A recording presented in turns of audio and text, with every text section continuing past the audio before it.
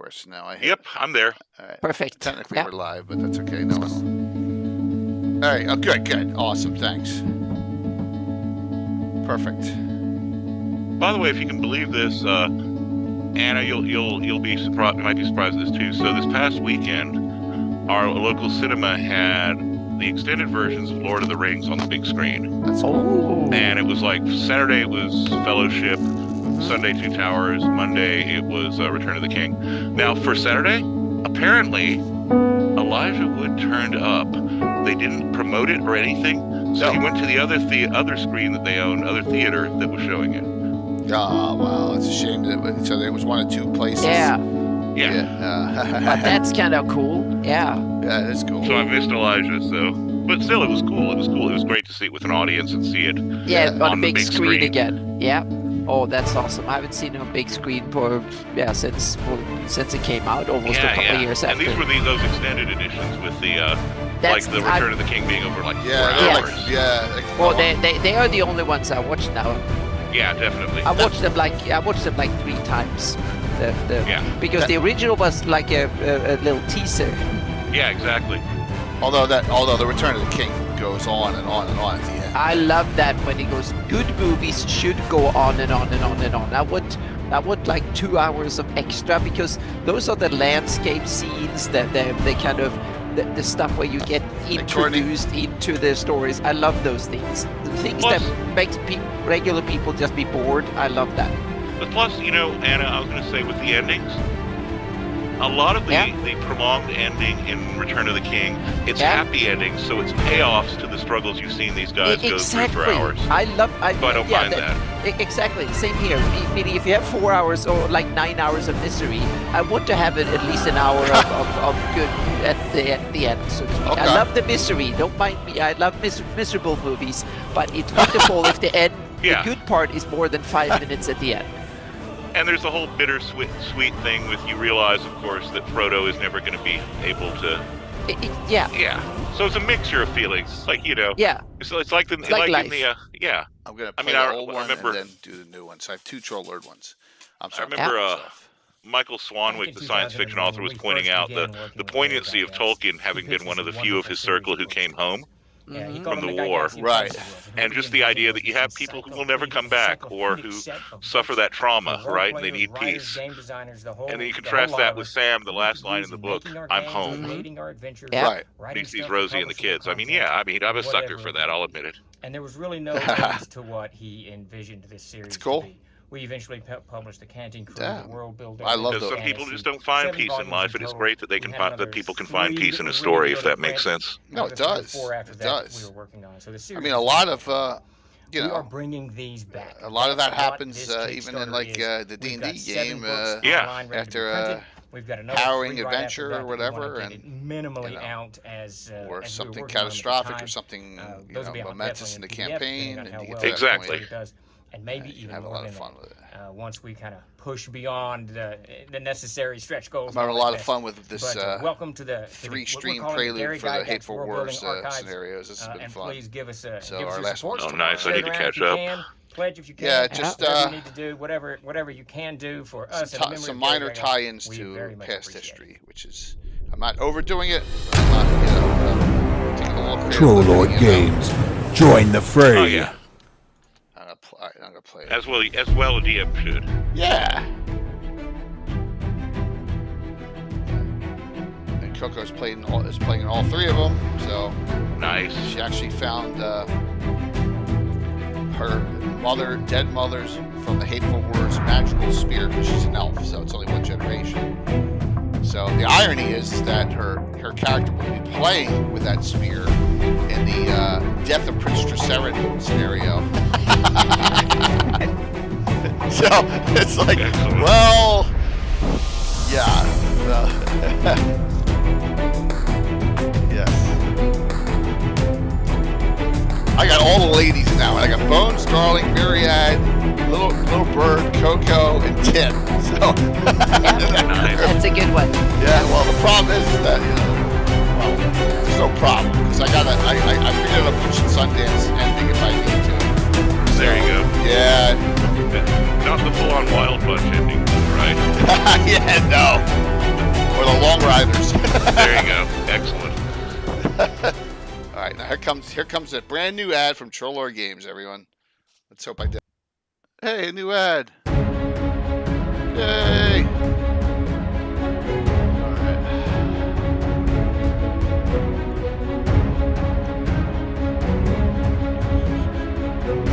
Classic D&D Reaper tonight. Trollor Games giveaways tomorrow night during the games. Alrighty. Final check throughs here. Let's oh, that's it. You know, I'm not saying next week. Bring my laptop over here on the street equipment, unlike when I go to Gary Code. Yeah, sometimes you just need to unplug. Yeah, because I don't want to be tempted. If I'm tempted, then I get my ass kicked by Yeah. something. Not doing it. No IRL stuff, nothing. That's Exactly. Just get away and relax. That's it. I'm gonna do some writing. That's about it. Enjoy the open air. Yeah. Yeah.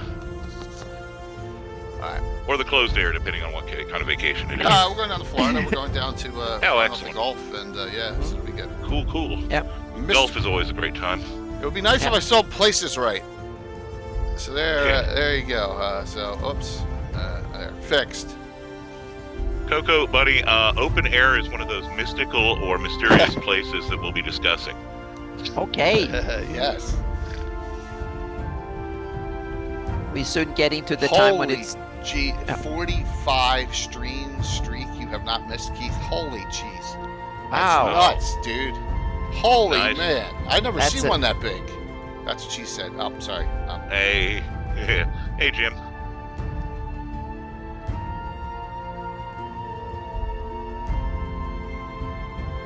I will. I don't go in the water that much. So, like I said, and my spouse's insurance is up, is all paid up, so it's okay. Just kidding. I'm joking. So, just having fun. That'll be Coco, good. buddy, he's paid his protection money to the Sawagans, so it's all good. Yes. Yep. Those is exactal, or however you pronounce them. She got, 12 different people.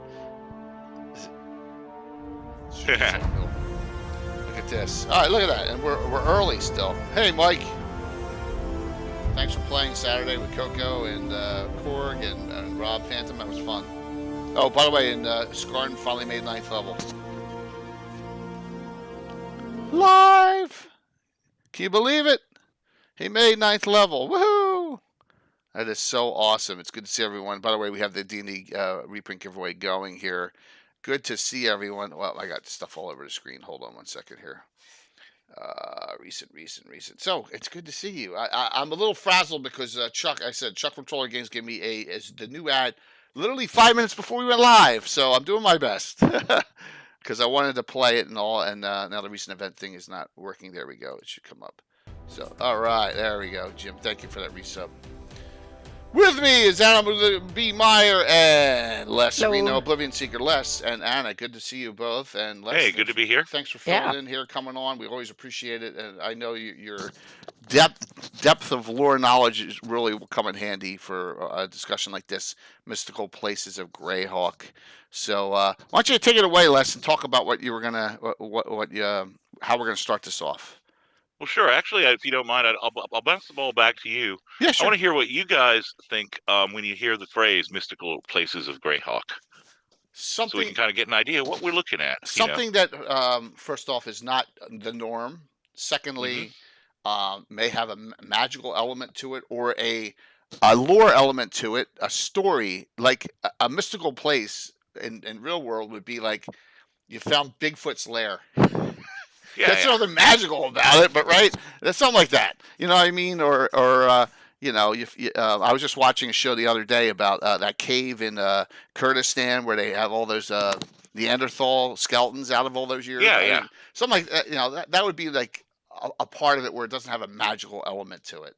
But like, a lot of them are magical, or they have some kind of lore, or they have some kind of curse, or something like that. Go ahead, Anna. I agree with you. I would simply say it's a combination of lore history, meaning it should be part of the setting story, and it should preferably have some sort of mechanical element, meaning it grants you something, it has a magical influence or something weird happens, so to speak, even mechanically, as well as in part of an intricate story. And that could be, and some of them might have faded and just become a place of history, and the mechanics might have disappeared, so to speak, or dissipated, but you never know, they might come back again, so to speak. So, but I think the lore bit to me is the key bit, so to speak. It should be, it's kind of an artifact that is part of the environment that you can't move in some sense. Some of them, and some of them are I agree. just places where things have happened. A god was Yeah. killed or something else, it becomes a history. And so there are examples of it, and it of course should be part of lore, part of the settings, history, and the political system, or whatever it is, so to speak. Some of it that affected the and preferably also have a long history back in time, in that sense, something that, no, some of them are that we're going to talk about are things that happened once, maybe even recently. Some of them are things that have been around for a long, long, long, long time. So long that there's more like a legend. We don't even know exactly where they are. Yeah. Good, good. For my money, it reminded me, the title of this discussion reminded me of the old Greyhawk Mysterious Places column. Yep. Mm-hmm. And actually, I see the two as kind of intrinsically linked. Yeah. And part of this is just me being nerdy. Mystery and mystic are derived from the same kind of Greek root, Mm-hmm. which means something that's sealed or closed. And it came to refer to the idea of Hey, Jared. initiates into mystery cults Okay. and Mhm. things like that. Now, of course, mystery, in that sense, in a kind of religious or sense of things hidden, later, as language developed, we came to think of it in terms of like natural order, and then you have the mysterious. And you have the things that mystics contemplate, right? These things that don't fit into what we think of as the normal and natural laws of the world, the scientific laws of the world.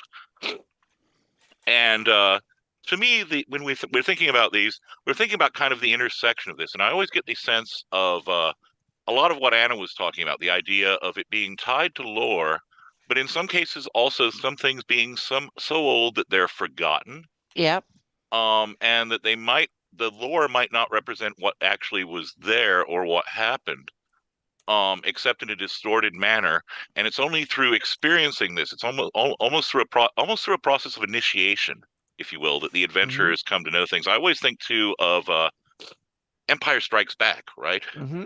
When Yoda tells Luke, you don't need, to go, you're going to go in that cave. You don't need your weapon. And of course, Luke takes his weapon and he has a vision, which is a pretty extraordinary vision. Or if you ever watch the show Carnival, there's this whole thing about how they need to go. Management decides that they need to take this boy that they picked up to this cursed mining town called Babylon. And someone just says to the boy, if you aren't prepared, Babylon will swallow you. And of course, they wind up in Babylon, and it's a very, very bad and haunted place, where revelations and sacrifice occur. And that's the kind of thing that I'm thinking about here. That kind of place where it's outside of the mundane, even by the standards of a fantastical world, and it carries over some sense of wonder, some sense of awe, some sense of terror in a really great way. Okay. So, Yep. yeah, something like that. Mm-hmm. I think Now it it'd can be be- mundane. I think it can be completely mundane too, and just wow. Like Yeah, it was mundane. It Right. was something, but now it's mundane. Yeah, and It has it's that, kind of that cool kind if of residue of the past. Yep. yeah, and I have one example from my Shieldlands campaign we can take later of something that is mundane, and then you can discover the history and so on and so forth. So yeah. Oh, cool. Yeah, well, that ties into Mhm. another kind of revelation, which is the sense of deep time, Yeah. where we're not just talking about like a place that was abandoned a short time ago necessarily. We're Mhm. talking about a place that goes back so far Yep. that your mind goes, wow, Mm-hmm. Yep. right? and you Mhm. get a sense of I don't want to say humility, but you get a sense of your place in the cosmic scale. Yep. If that makes sense, or in the scale of your setting's history. Mhm. So yeah, that would be the kind of, and again, I think that crosses over. Again, it enters that kind of thing where your awareness is raised again, like an initiate's would be, right? Yep. So tying into that old Greek meaning. So yeah, Awesome. See, Mike, it wasn't me. There you go. I knew that badge was there, the creator badge. So there, it fixed. Awesome. All right. So I guess we can do some every dungeon. What's up, Sam? We can do every dungeon's mythical, or I don't know. I don't know to about some that. extent, I think there's a validity to that. There's an idea in the OSR of the mythic underworld, where when the characters go into the dungeon and retrieve the treasure, it's almost like the hero descending into the underworld in myth, right? Yeah. Okay. And they confront monsters cool. that represent different things. So there's certainly some validity to that, and certainly I think things like the Tomb of Horrors, or in a different direction, the Expedition to the Barrier Peaks. These represent kind of sites that fall into that category. Right. You know what I mean? Or even the Caves of Chaos and the Cult in Keep on the Borderlands. I mean, they certainly kind of touch on those kinds of areas. So yeah, there is some validity to that perspective. So great observation there. Mhm. But then the thing is that with those, the dungeon gets looted, adventurers keep pouring in, and it loses some of that mystery, or it can. Yeah, and I'll bring one that just recent, like as an example on that, is that Ed created on the show he was on a couple weeks ago, just a circle of rocks, right?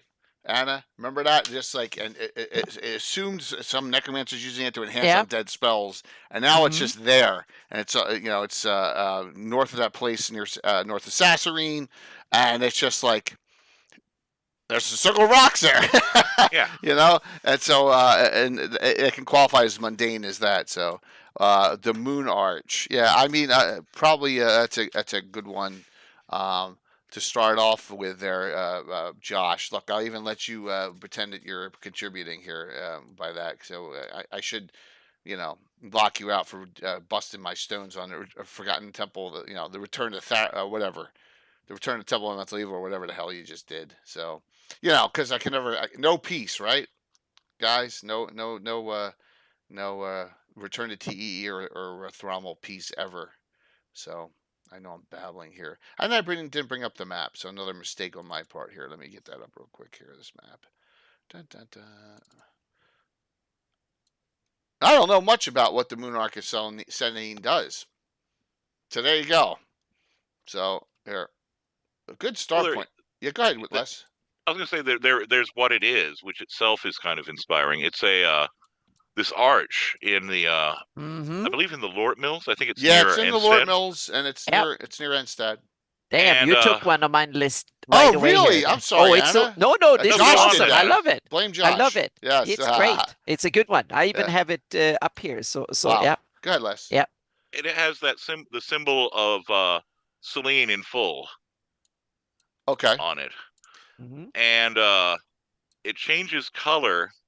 It's got these certain colors during the day, but then it winds up under moonlight. It glows, right? Right. And it's never. And one of the things that I like about it, and this is something that ties into some other areas in my campaign. I love this kind of thing.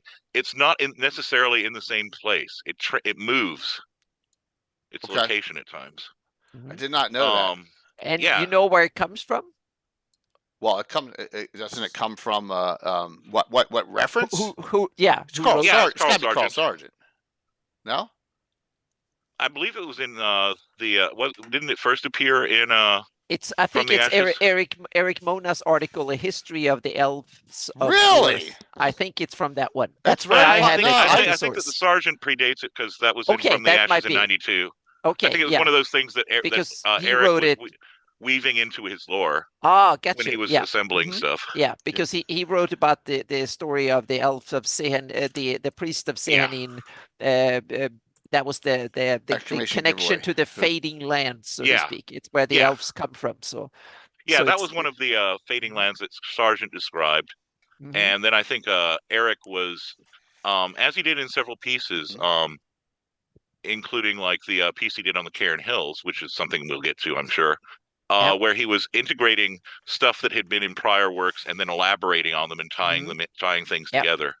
And I think it's so cool that the Monarch can be, it's an artifact from the early days of the elves. It ties into where they come from, so to speak. It's that kind of ancient connection, like Stonehenge or something like that. It's Yeah, from the earlier culture that it has those powers, and it's kind of a connection to the deep past of the elves. So that's how I have it and it has real connections too. So if you're the priest of Sehanin, it has powers. Otherwise, it's just a bunch of stones up on the. And certain times of the year it opens up, and you Yeah. can at the festivals and stuff. So yep. And that's one of the things. I think this will be a recurring motif with some of the sites that we cover. Mm-hmm. You'll notice that basically what it is, strip everything away. It's a rock, right?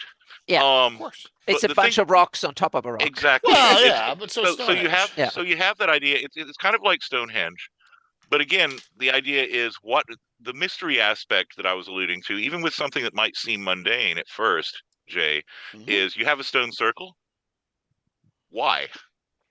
Well, that's Requires a hell of a lot of labor. That Why would anyone go to certainly. this trouble? So that's one aspect. And then with this as well, you've got that image of Selene on it. You've got the image of a moon on it. Yeah. So again, and that's one of the things that I was going to suggest is DMs who are particularly motivated to try and incorporate stuff into their campaigns and enhance stuff, think about everything from graffiti to engravings to other types of signs that might be in a place that the creators or previous users or residents might have left. Right. Traces of their existence. And maybe the players can't translate it. Maybe it's in a language they don't know. You know, a lot of people, I've noticed my players, and I love it when they do this, when they're choosing languages, they know they can choose Sulois, Right. Old Airdy. They don't choose those. So I will deliberately throw graffiti Really? written in that or writings written in that, and basically there'll be some sort of visual to kind of cue them into as to the gist of it, but it'll be like, you know, okay, here's like something showing two monstrous figures facing each other. Between the pair is some writing in, say, I don't know, Sulu, ancient Sulu, and they don't know what the heck it is, but they realize, okay, monsters, this might be, and it's on a door, this might be some kind of warning. Yep. Right. Or that this is a bad, or some indication that this is a bad place. Right. Okay.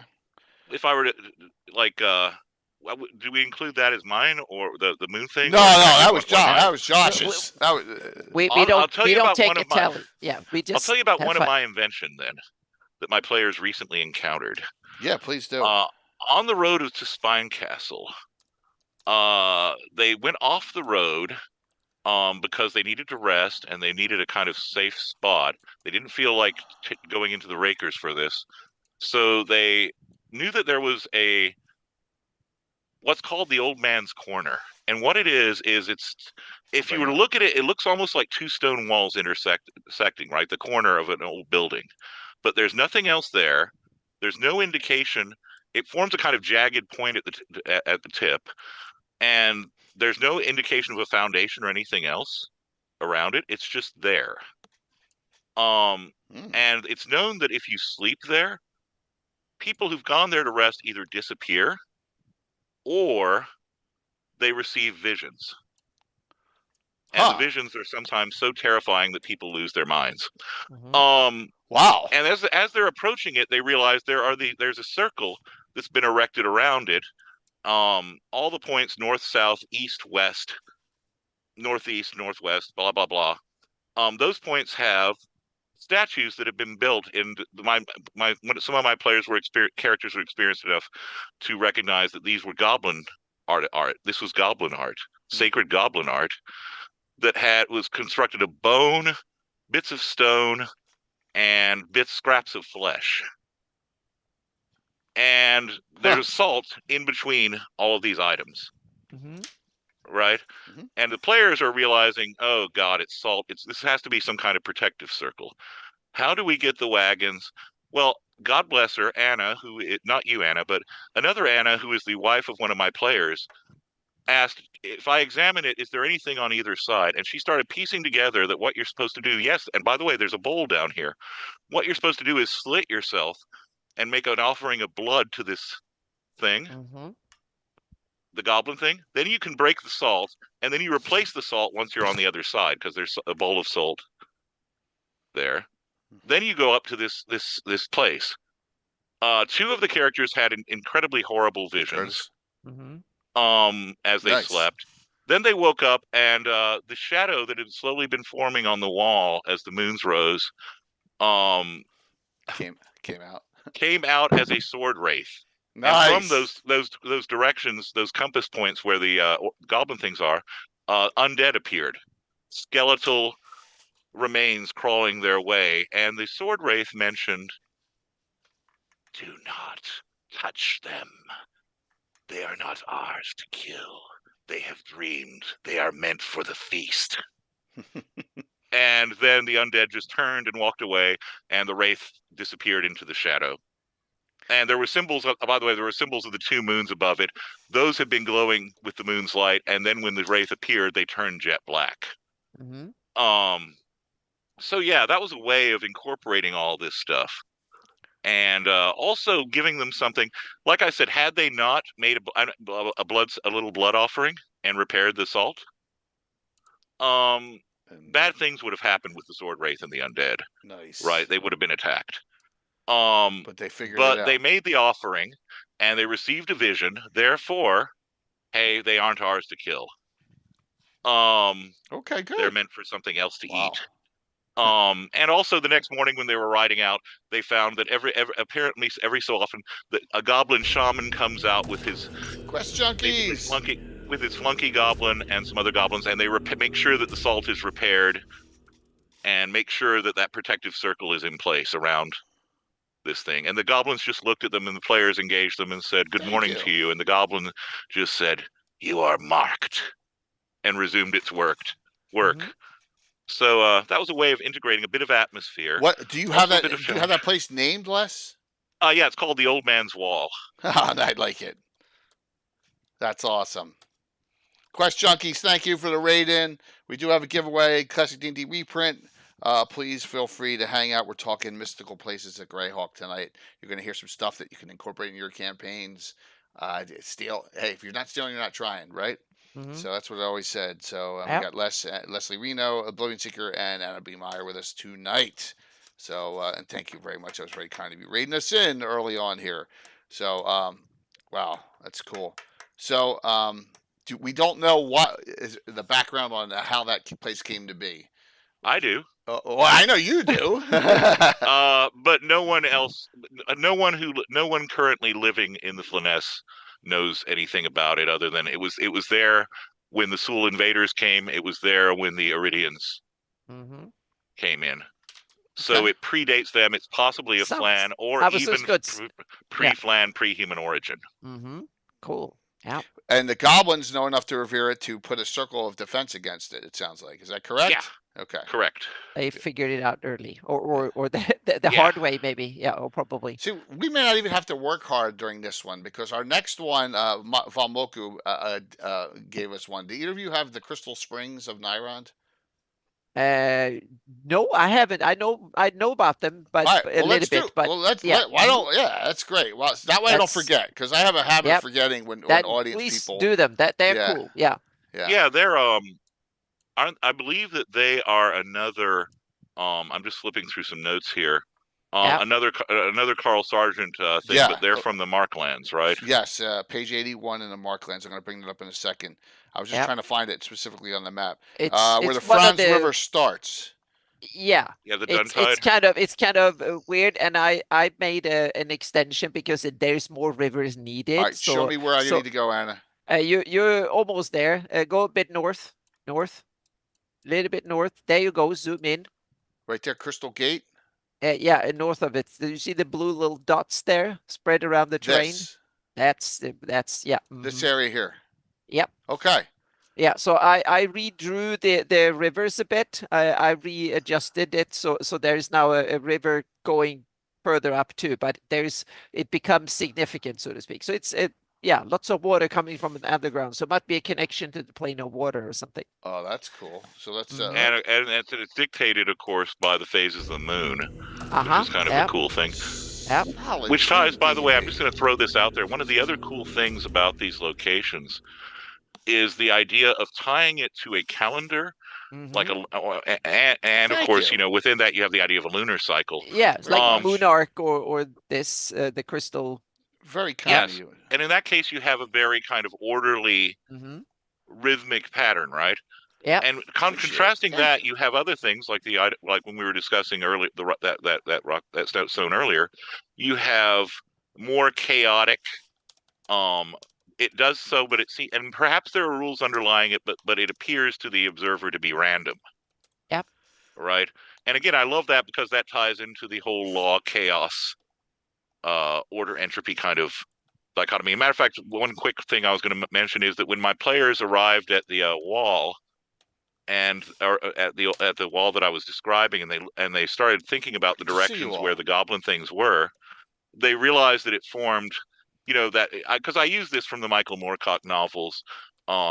It was I know Warhammer has co-opted it. I don't particularly care about that. I mean, I love Warhammer, but that's its own thing. It's not the way I use it. But basically, it was a sigil of chaos, right? Greyhawk. The points of the calendar or the points of the compass, etc. They realized that the wall is at the center of something that forms that, and they had already encountered that during their adventures in various ancient places. 1 Mhm. second, Because I do Les. tie in a lot the whole stuff with the war between law and chaos. Before good and evil, you had law and chaos, and how that came about. Yeah. So I tie that stuff in, and I love. Basic D&D. I like Well, that. no, That's good. I well, not know, only Les. that. I'm just busting. Yeah, I know. I was thinking more along the lines of the spot, Yeah, I the know. wolf spider and all that. It fits perfectly. So solid 10 D&D. First time we've seen you in here. Just a little background. Awesome. Yes, I'm Jay Killer Gazumba. We got the legendary Anna B. Meyer and the great Leslie Reno, Oblivion Seeker, who's one of the wealths of lore and knowledge for the Grail community. My campaign's in its 44th continuous year of Greyhawk. Greyhawks, we're really excited because of all the new releases coming out in Greyhawk. We'll see where they go with multiple publications will have stuff with Greyhawk in it. So this is like we're going to be in our golden era. We have the show every Wednesday night for the most part. I'm on vacation next week, but usually we do 50 or 60 of them a year, right, Anna? So tonight we're talking mystical places at Greyhawk. Pilfer what you hear and use it for your own campaign. That's great, and really Yeah, and appreciate I put a link in chat here so there's the easy both to my website where you can download the map that Jay uses to look at it. Yeah, with changes. That's my custom map, but there's the base Greyhawk map. Yeah. So I know it's supposed to rain a lot there, Greg. Don't say that to my wife. My wife's all upset, but yeah. Well, it's warm. That's the but we'll be fine. So and there's our stream team as well. I've been on Twitch 6 years. I've been a partner for 3. So and Les is talking about another location we're talking about in Nyrond that one of our community members, Valmoku, who plays there, brought up. So we're talking about some mystical places. We haven't gotten to the ones for us yet. So and that's right here, the Crystal Springs. So and one of the things also I was going to mention that I love about this is the and I'm hoping he finds some merit or worth in this observation. You have the law that human beings, the sense of order that, say, the Aerti have imposed upon the Flyness, right? Or the Sul before them. Like you have this idea of human hierarchy, right, and human imposed order. Mm-hmm. Yep. Then you also have the idea of capital L law or capital O order, right, that's pre-human or emanates from the natural world and it's not going to necessarily follow the requirements or demands of the human. So you have this sense of supernatural, higher, even pre-human order that exists in the world. And I like that because that gives you, I think, that provides player characters and players with a sense of awe and wonder. It's like, here are these things that humans have built. And then there's this whole other thing maybe someone formed it, maybe a druid did something, but it nonetheless obeys its Right. own laws and the laws of nature. It's the difference between a garden and a wilderness, really. In some ways, although not as chaotic as one might think a wilderness may be. So yeah, I kind of dig that as for atmosphere as well.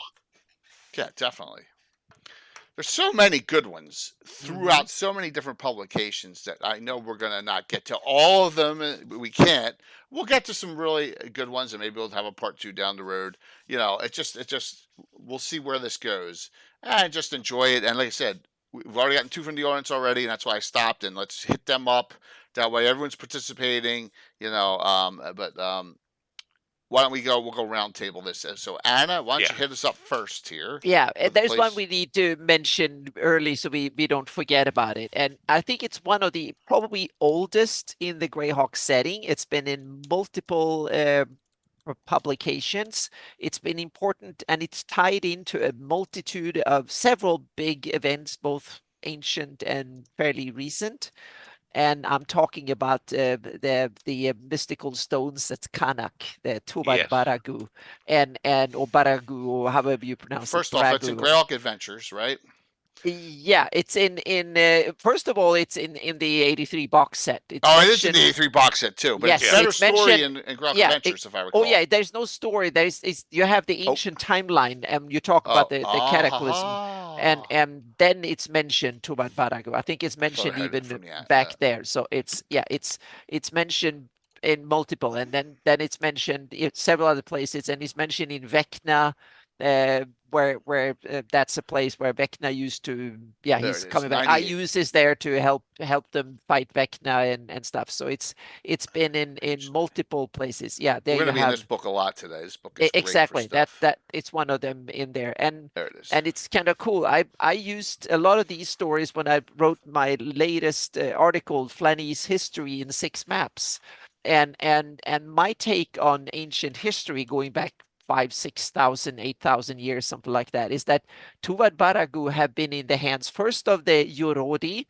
They are in my take, they are the precursor to the Bakluni and the Oridians. They are the people that then later became the Bakluni and Where the is it again? Oridians. Yeah, so go west, southwest. There you go. Zoom Yeah, in. I thought it was There down you go. here. Yeah. So Right here. originally that area was settled by the Yorodi, There it is. and then after right that, in the, yeah, yeah, after that that's it what I thought. was settled by the Sul. When the place got warmer, the Sul had to flee, and see it best. became on the way for the Sul to build their empire further south. So then it was settled by the Sul, and then it was settled by the Bakluni.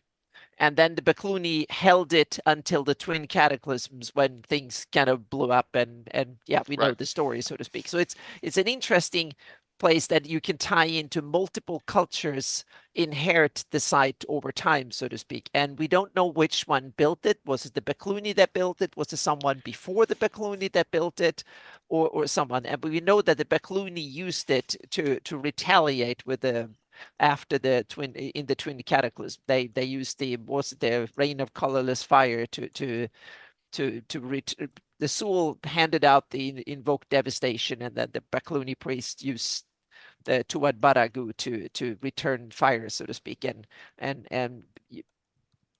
rain down the rain of colorless fire over the Sul Empire. So it's one of these sites that you can have tie in really ancient history, and you can kind of play with it and say it's still active in numerous ways, so to speak. And if you want to elaborate on that lore a little bit within your campaign, or create a sort of mythology and a further aura to it, if I can recommend a text, Please. the Paul Stromberg interview with Gary Gygax in Oyster Journal 12, which I mentioned on the show before, Thus Spake Gygax, goes into the idea of the Baklunish priests. It doesn't mention the site by name, but it mentions the gathering of the Baklunish priests. It mentions them appealing to a now fallen god named Dorga Torgu. And you can incorporate all that. There's also some lore about the And it's a window to history. You can Exactly. have the openings can be activated as portals back in time. So you can have it as a kind of time machine too, if you want to. Look at that. Didn't take me that long to find it. Yep. There you Boy, go. what year was this? This Wh- interview? Which OJ was it? 2001. Yeah. Oh, Which OJ is it? 12. 12. Thank you. Yeah, Yep. yeah. So very cool. Thank you. Yep. Man, those days are long gone. Hey, Patrick. And I really, like I said, I mean, there's a lot of cool stuff that you can Mm-hmm. appropriate from that and extract from that interview with Guy Gax. Some of Yep. his thoughts about where he wanted to take or would have taken Mm-hmm. the some of that material, what he thought about that material, and it's kind of neat to incorporate elements and little hints of that. Yeah. Right, like you might encounter someone who had a terrible experience up there who starts muttering the name of that Tidbits. disappeared god. Tidbits here and there. Right? Yeah. It's always good to have a little tidbit of something. A little bit of spice. A foreshadowing or just a mention of it. Because, so I think we've had this discussion a couple times. And that is, I like taking my Greyhawk where I'll throw in a hair of maybe an NPC that's published source here and there, or maybe a mention of someplace, but it doesn't affect my plot itself, right? And I think I have a perfect little example of that when it comes to Tuatha Baragu. In Return of the Eight, Al-Hamasad the Wise is mentioned. And he has said he sometimes asks for the recovery of a device, book, or other Bakloonish object, and adventurers are careful to see that he gets what he requests, though they may keep anything or blah blah. So he has several times sent adventurers to Tuatha Baragu or Mysterious Island in the Dramid Ocean, and they often don't return. So there's like these little cool references here and there that you can kind of spin in, so to speak, that are part of it. Exactly. So, yeah. That is perfect. So I'm bringing up another boom. I got so we're gonna have a crash tonight. I'm like I got like way too much of this shit over here, way too much, which is funny, but that's okay. We're having a blast on this one tonight. All right, Les, you're up. Go for it. I'm up. Yeah, you're up. I've got something. I'm just gonna tease something. If we have time, I'm gonna drop an idea that I've bounced around. I played it off of Gary Holian and a couple other people, and it's an idea that is in the background of my campaign. Right. And it ties in. Again. It does what we were just discussing. It ties in some seemingly disparate bits of lore into something. But I'm gonna just tease that for now. Right now, what I want to look at is a certain bit. Let me pull up my notes here on Bad Deep. No! Are you kidding me? What? Les, watch this. Oh my gosh, I'm prepping mine. Look where Nice. That's not what I was doing. Oh my gosh. That is unbelievable. All right. Go and for Bad it. Deep, I was going to say Bad Deep, and it has a Bad Deep, of course, also has a kind of linked site, right? In the cairns, you have the Caves of Sleep, and what you have here is around the time of the Great Migrations, you had a very nasty Iridian warlord named Karashast. And Karashast decided he was going to go down and he was going to start conquering this part of the world. Unfortunately, he died, and his sons and his followers, the various, he had various tribes following him, his sons following him. They interred him in a structure over, I believe, in the Cairn Hills called the Caves of Sleep. And this is a particularly interesting. I would recommend looking up on the if you can do the if someone wants to do the Wayback Machine on Watsy's site. Paul Luby and I want to say it was Paul Luby and Creighton Broadhurst Okay, probably. They were always wrote much up easier. a nice little bit about the Caves of Sleep. And the idea is Karashas was assassinated or killed. He was interred there, and basically the caves themselves, as you explore them, start draining your strength, your life force. And it's believed that, kind of like the stuff with Moyle in Return to the Tomb of Horrors, that there's a connection to the plane of shadows or the negative energy plane. Right. Meanwhile, over in Bad Deep, his sons, as is wont to happen in history, decided to turn on each other to decide who was the rightful heir and who was gonna be the true conqueror, and they slaughtered themselves in a massive, horrendous battle in which terrible energies were expended. And that place is now a blight within the gnarly forest. Yep. That the druids actually perform rituals to make sure that the sickness is contained. And it's said that that the warriors come to life at night and continue this fight that's been going on since around the time of the migrations. And of course, Bad Deep dates back to Sargent again. Yeah. Sargent was good with this stuff. I'll Yeah, give him Sargent that. did a lot of good Yeah. stuff with this. Yeah, definitely. Only bare earth is found here. No trees, no small animals, no plant life. Ancient battle site. And it says 2 Iridium tribes battled hundreds of years in the past. So, And then then it was elaborated on, like I said, okay. later. I think it was Creighton and Paul added the idea that you have Brothers. the brothers, and they tied in the idea of and then of course I think that they're the ones who introduced the connection to the Caves of Sleep, both of which I think are great sites. Right. And I just love, and again, it's one of those things where we were talking about, like, the idea of something extraordinary or remarkable. The idea that the more you explore this tomb, the more his crypt, the more it drains your life force. There's something like fundamentally cool about that. There is, definitely. Almost vampiric, if you will, about the place of interment. And interment. And It I kind also of like goes to a lot of those movies where the closer you get to something, or the more you Exactly. try, the older you get, right? I mean, I've seen some of those recently. So it even did one on a Star Trek Lower Decks last season. Yeah. So yeah.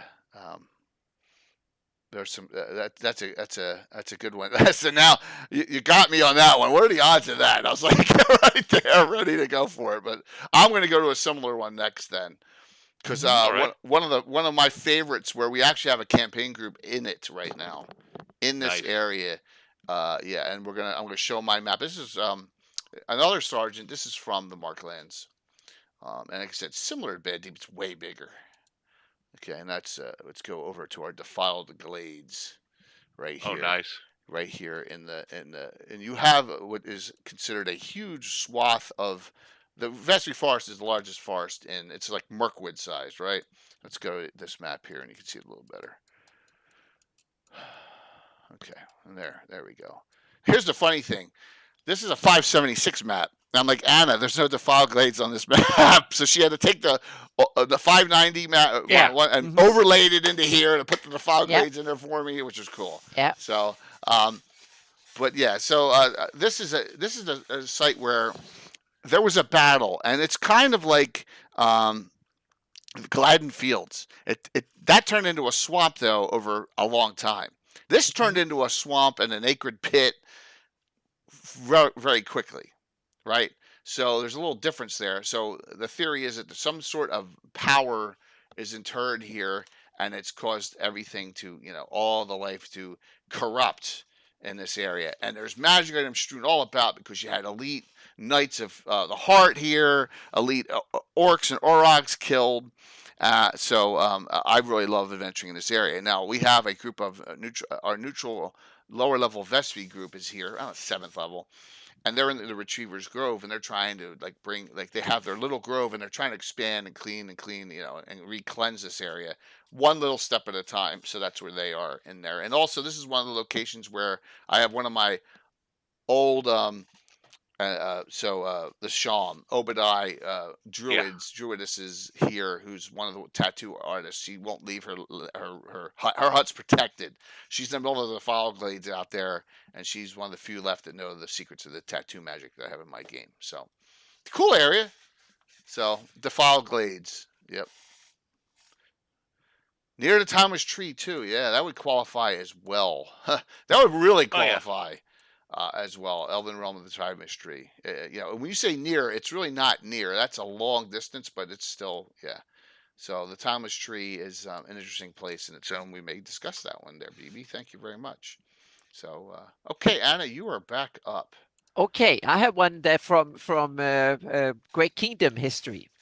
We've heard about the Malachite throne and its powers, and it drove Ivid mad, and probably has some connections to hell or something. But where do the Malachite throne comes from? It comes from the Cauldron of Night. Yep. On the Asperdy Isle, an isle that seems to be very unambiguous, nothing wrong with it. Right. Just be, and then you have this place in the mountains where they took the stuff out of. It's one of these mysterious places you can find if you go old wizard sites. So hang on a second. It's They just have Spurdy Isle, a Sea Baron Isle. Yes. yes, it is. Yeah, there it Yep. is. Got it. There is an art. You can find Paul Luby wrote an article about this and a bunch of other stuff there. So yeah, so it's mentioned there. These mysterious places. So I put it on my map there up in the mountains on Asperdy. It's where they took the malachite. That is kind of it. I have it as a special black malachite. Normally in real life, malachite is green, but I have it as a black malachite that is special, so to speak, with the green tint. What? It was the Machine of Love Nomad from there too? I'm not sure exactly where that came from. Okay. So that's a place for material. But I have making of it's bad on my things. list. Okay. Yeah, Okay. I have it on my list of places to go to. So we can take that one. No, it's cool. I was just curiosity on that one. Yep. That was Yeah, so it's tied into history. So you go Greyhawk online and go to the wiki, and you read about the turmoil between kings, and you read about the Ivid and stuff like that. That's Right. where the Malachite throne came from. We don't know much about the Cauldron of Night more than the few paragraphs that Paul Luby wrote up, but it's kind of cool. I think it's mentioned in Carl Sargent Place. It's my guess that he's the one that invented it, so to speak. But it's something that deserves more cool stuff, so to speak. Meaning you can write in a backstory. Why is this Malachite so special and blah blah blah stuff. So yeah. In the great kingdom. Yeah. Let me. By the way, I'm just going to pull up something. Sure. And I'm going to link it in chat. Sure. Let me see if I can find it.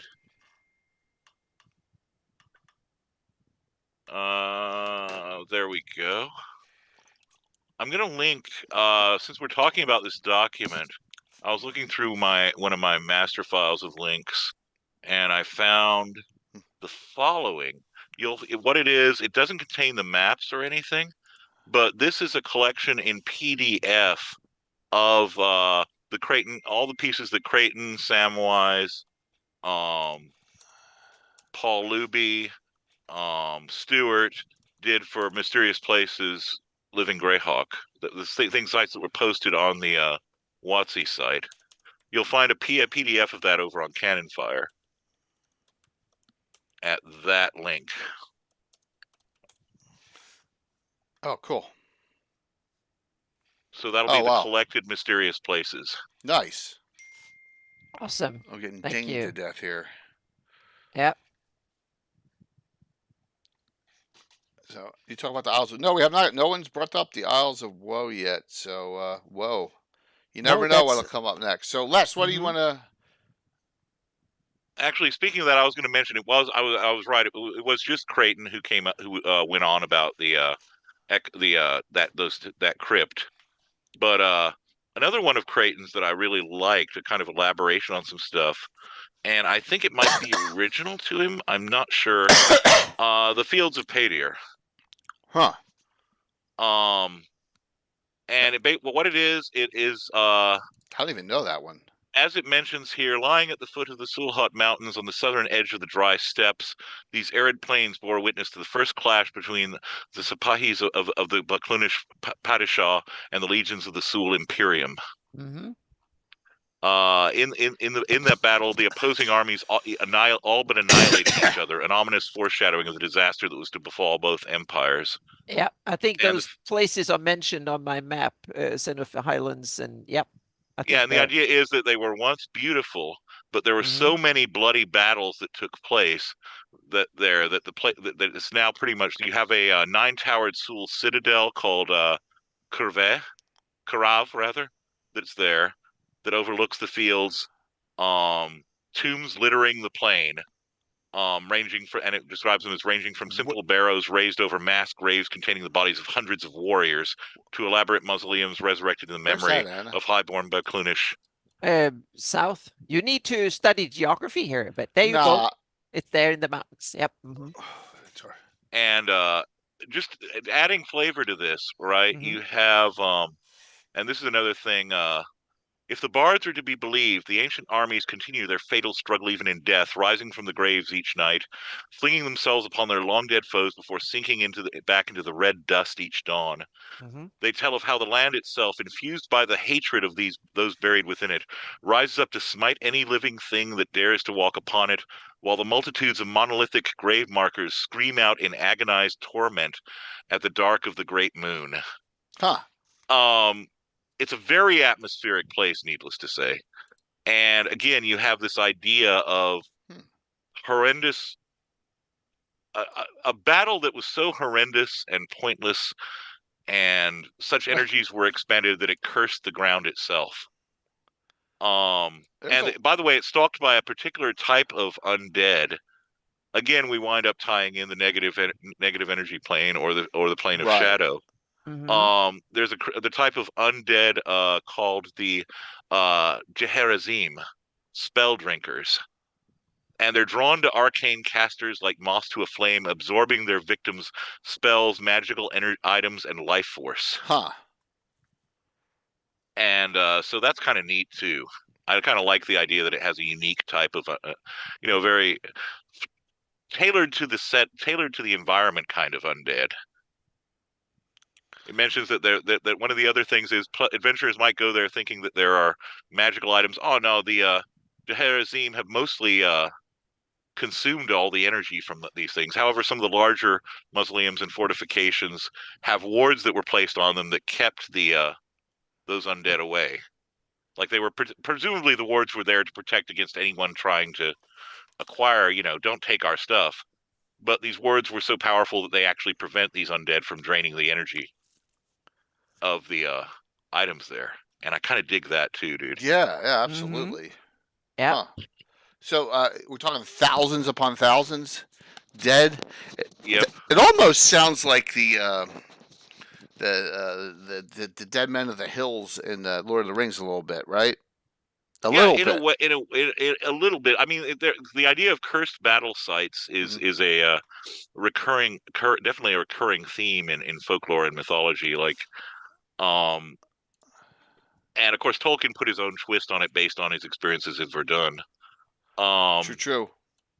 But with this, yeah, I mean, I like the idea, and I like the idea that it mentions that first clash that took place there was where they annihilated each other, was almost foreshadowing the twin cataclysms, but nobody paid any attention. Yeah, Barrow, yeah, a little bit BB, Barrow, yeah, a mix of them. It's cool. Good one. It's way out there too. That's the thing. That's probably why. Yeah, it's good to.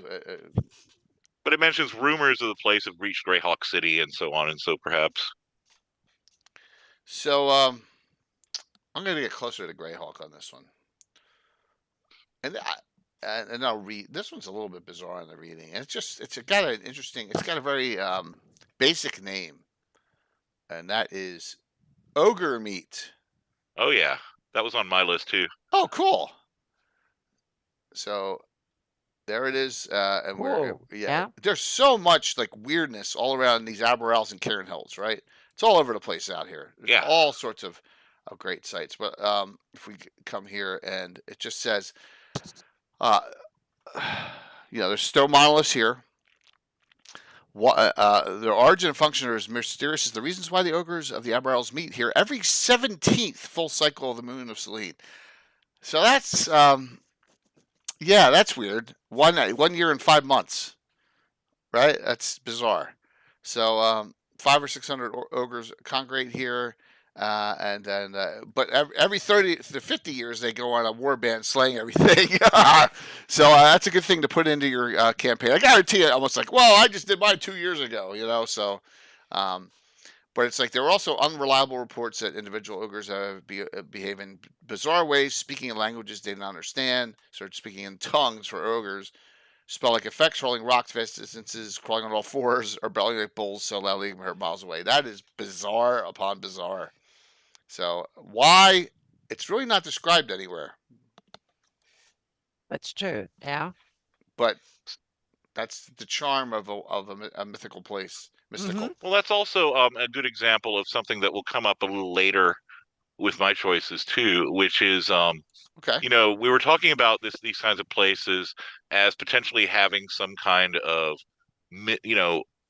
attachment to the supernatural or attachment to deep history. And the Right. thing that's important to remember here, I think, um, there's a line that I jotted down ages ago and it burned into my mind. I can't even remember the source because there are various iterations of this comment. But the idea is that evil too has its sacraments and holy days. Mhm. Oh, okay. So the idea being that, just as the forces of good observe certain things, and just as the forces of the balance observe certain things, so too evil creatures have their sacred sites and their sacred occasions to get, and sacred gatherings. That's And I good. think that's an important thing to keep in mind too, that some of these mystical experiences can be downright terrifying, and not just in terms of like encountering and overcoming guardians on your way to acquire something, but you might stumble upon, a meeting of orcs in a whole orc holy site, or ogres, or whatever else. The idea that these forces of evil have their own. I mean, we see that, of course, with the Horn Society too, right? Mhm. And their holy days. Um, Patrick, that was nice. Thank you. or unholy days, if you will. Yeah. So I think it's an important thing to remember with that if we tie things into the calendar and we tie things into these higher forces, evil does too, and that can make for some interesting encounters and Mhm. experiences. Okay. A good one. Good one's rolling so far. Mhm. Anna, what do you got? Let's go with that. Let's go with an elven one. I have two elven ones Okay. lined up here. One is the cold wood or bitterness Oh yeah. that is in the center of the Adri forest. That is the only remnant of the, what was it, the land of the summer stars, the an elven realm that kind of disappeared, and because one elf got greedy and had a sword that, and yeah, that was a brutal story, and it's now there is a guardian sitting in a cold place that guards that sword that is an artifact, the sword of Darnakurian or something like that, if I remember correctly. Mike is big. This is a Mike place. He's always been Yes, big on exactly. It's this. yeah, Yeah. exactly. It's part of it. I'm not sure exactly where Mike's. the Yeah. story come from originally, if it's Sargent or if it's older than that, or I'm not sure. But it's a cool story, and I think it fits really well with Greyhawk. And next to it is another one that is not so much place of mystery, but almost, and that's one of the Death Knights, Prince Myrhal. That is one of Right. the His hold right here. yeah, exactly. He's old, and he has a kind of a mock court of the Great Kingdom because he was a prince and a close relative, and he is in the line of succession of the Ivids, so he always felt like it was his duty to, and he placed when he became. I don't know remember if he's only an animus or if he's a Death Knight. I think he's a Death Knight, and he wants to take over the throne, so he keeps a mock throne of the Great Kingdom there, and he can come, and so he can be close to Rossi's and take over, so to speak. He's an interesting fellow because he's evil, probably as the worst of them, but he might not necessarily be an enemy. So he might be a quest giver or something in that sense too. So they're two really, really cool, interesting places next door to each other, which I think is really cool. And there's probably a reason that Prince Myrhal put his court there. It's close to Rossi's, it's still far away, and it's also next to a place where most people and creatures avoid going in the first place. And being cold is probably not the problem for a Death Knight. So I think he can survive anyway and thrive anyway, so to speak. That's good, Anna. 2 for the price of 1 there, or is that? Yeah, exactly. 2 for the price of 1. Yeah. I like when the stuff is it works that way. Stuff's nice and close together, and boom. Yep. Thanks for the hype train, rocking it up. So all right, Les, you are back on the clock. Cool. I'm gonna do something a little bit off. There's another elven place that I might come back to, but it relates in some ways to what I want to share, which is an idea from my campaign that pertains to, Jay, we were talking about how the mundane can become mystical or have a mystical aspect to it. This is very much that, but in a hopefully somewhat off-kilter yet strangely familiar way. In my campaign, there is something, and it came up in a one-shot I ran on Cannon Fire a few years back in the backstory. There is something called the Gnarly Tax. And what the Gnarly Tax is as people are familiar, Gygax himself had placed a population of various, in this case it was the Pukons or Puchons, but of various fey creatures within the Gnarly, right? Right. And in my version of Greyhawk, the settlers, the various people who set up farming communities and towns and villages in portions of the Gnarly are used to it's a quasi cyclical ritual where they have to pay the Gnarly Tax, or they have what's called Rent Night. And what it is if you have brownies or other creatures that are in your house or on your properties, you have to set aside a very special meal for them, or a portion of the harvest. Okay. And if you don't, they will F with you. So again, it ties in again that I would qualify that as mystical because again, you have the idea of the Fae, you have the idea of brownies and all these and Pukons and these other kinds of Fae creatures.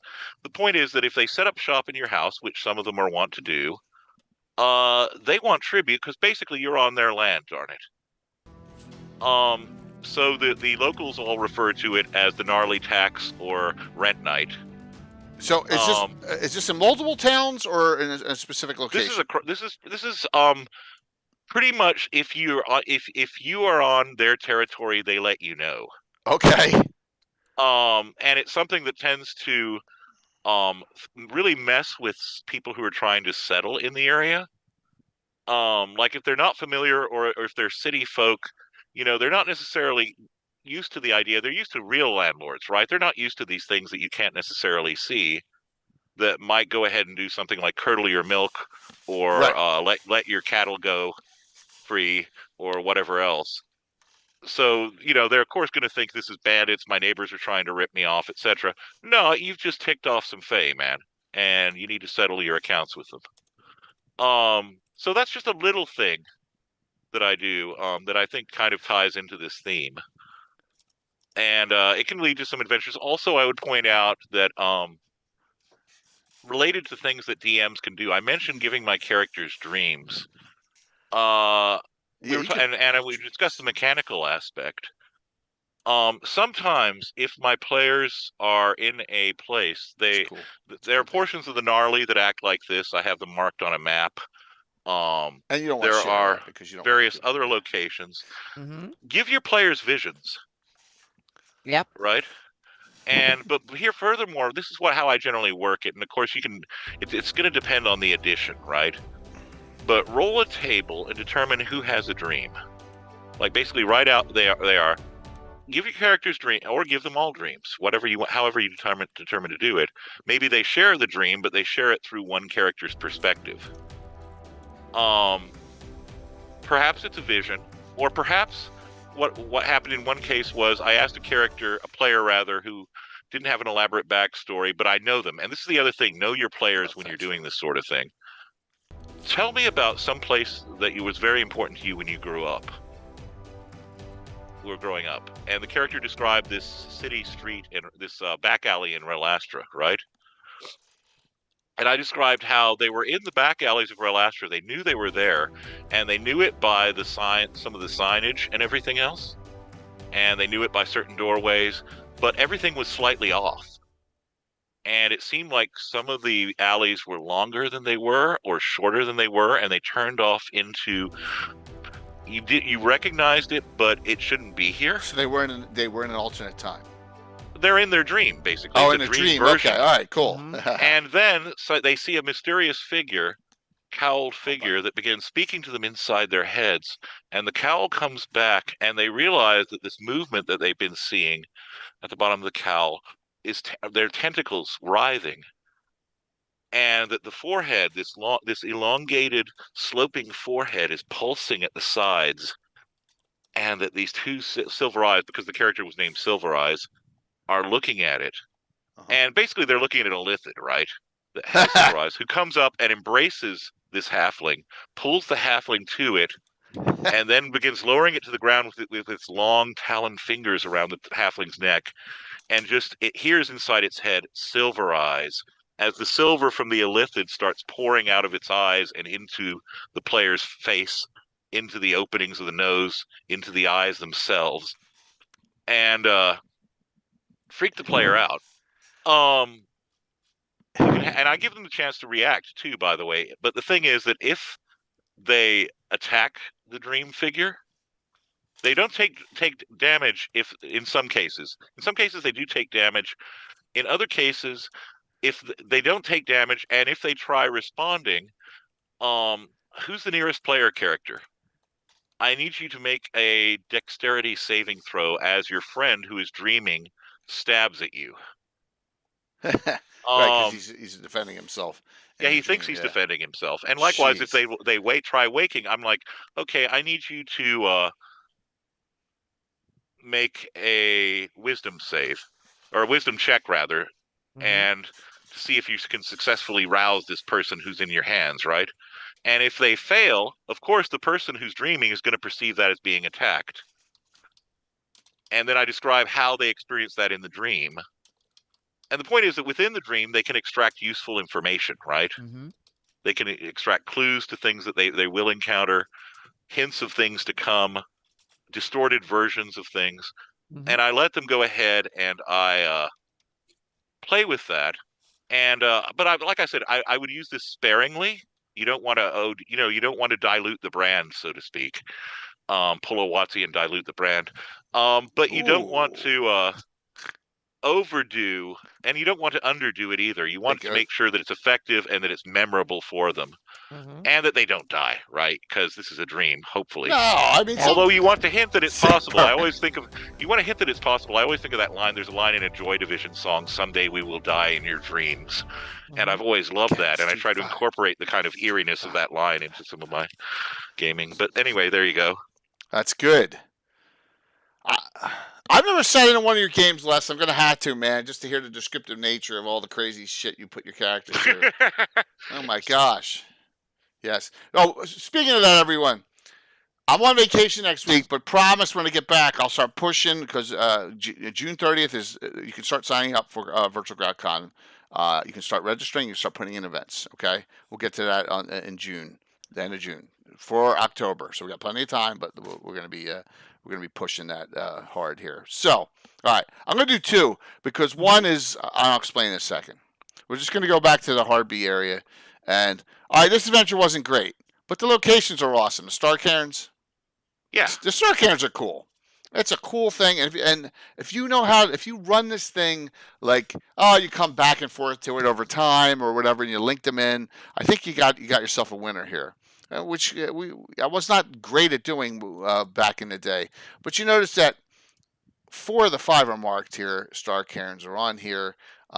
So probably the rumor is that they're from aliens, right? Because they're weird metals and stuff. There's all sorts of crazy things in them. One has a necromancer, one has that immature beholder, one has all these golem-like creatures in it. It's just crazy what's in all of them. So it's a really cool. You can play it. It's out of the 3 in the series. This Lizinger the Mad, and the third one, which I won't name. This is the one I'd run. So that's in the Star Cairns Lost Tombs Volume 1, 2, and 3. That's up to you, but I'm just telling you. So, but that's the first thing. Right by here, I just want to show something. Okay. All right. Anyone know what the Greymoor is?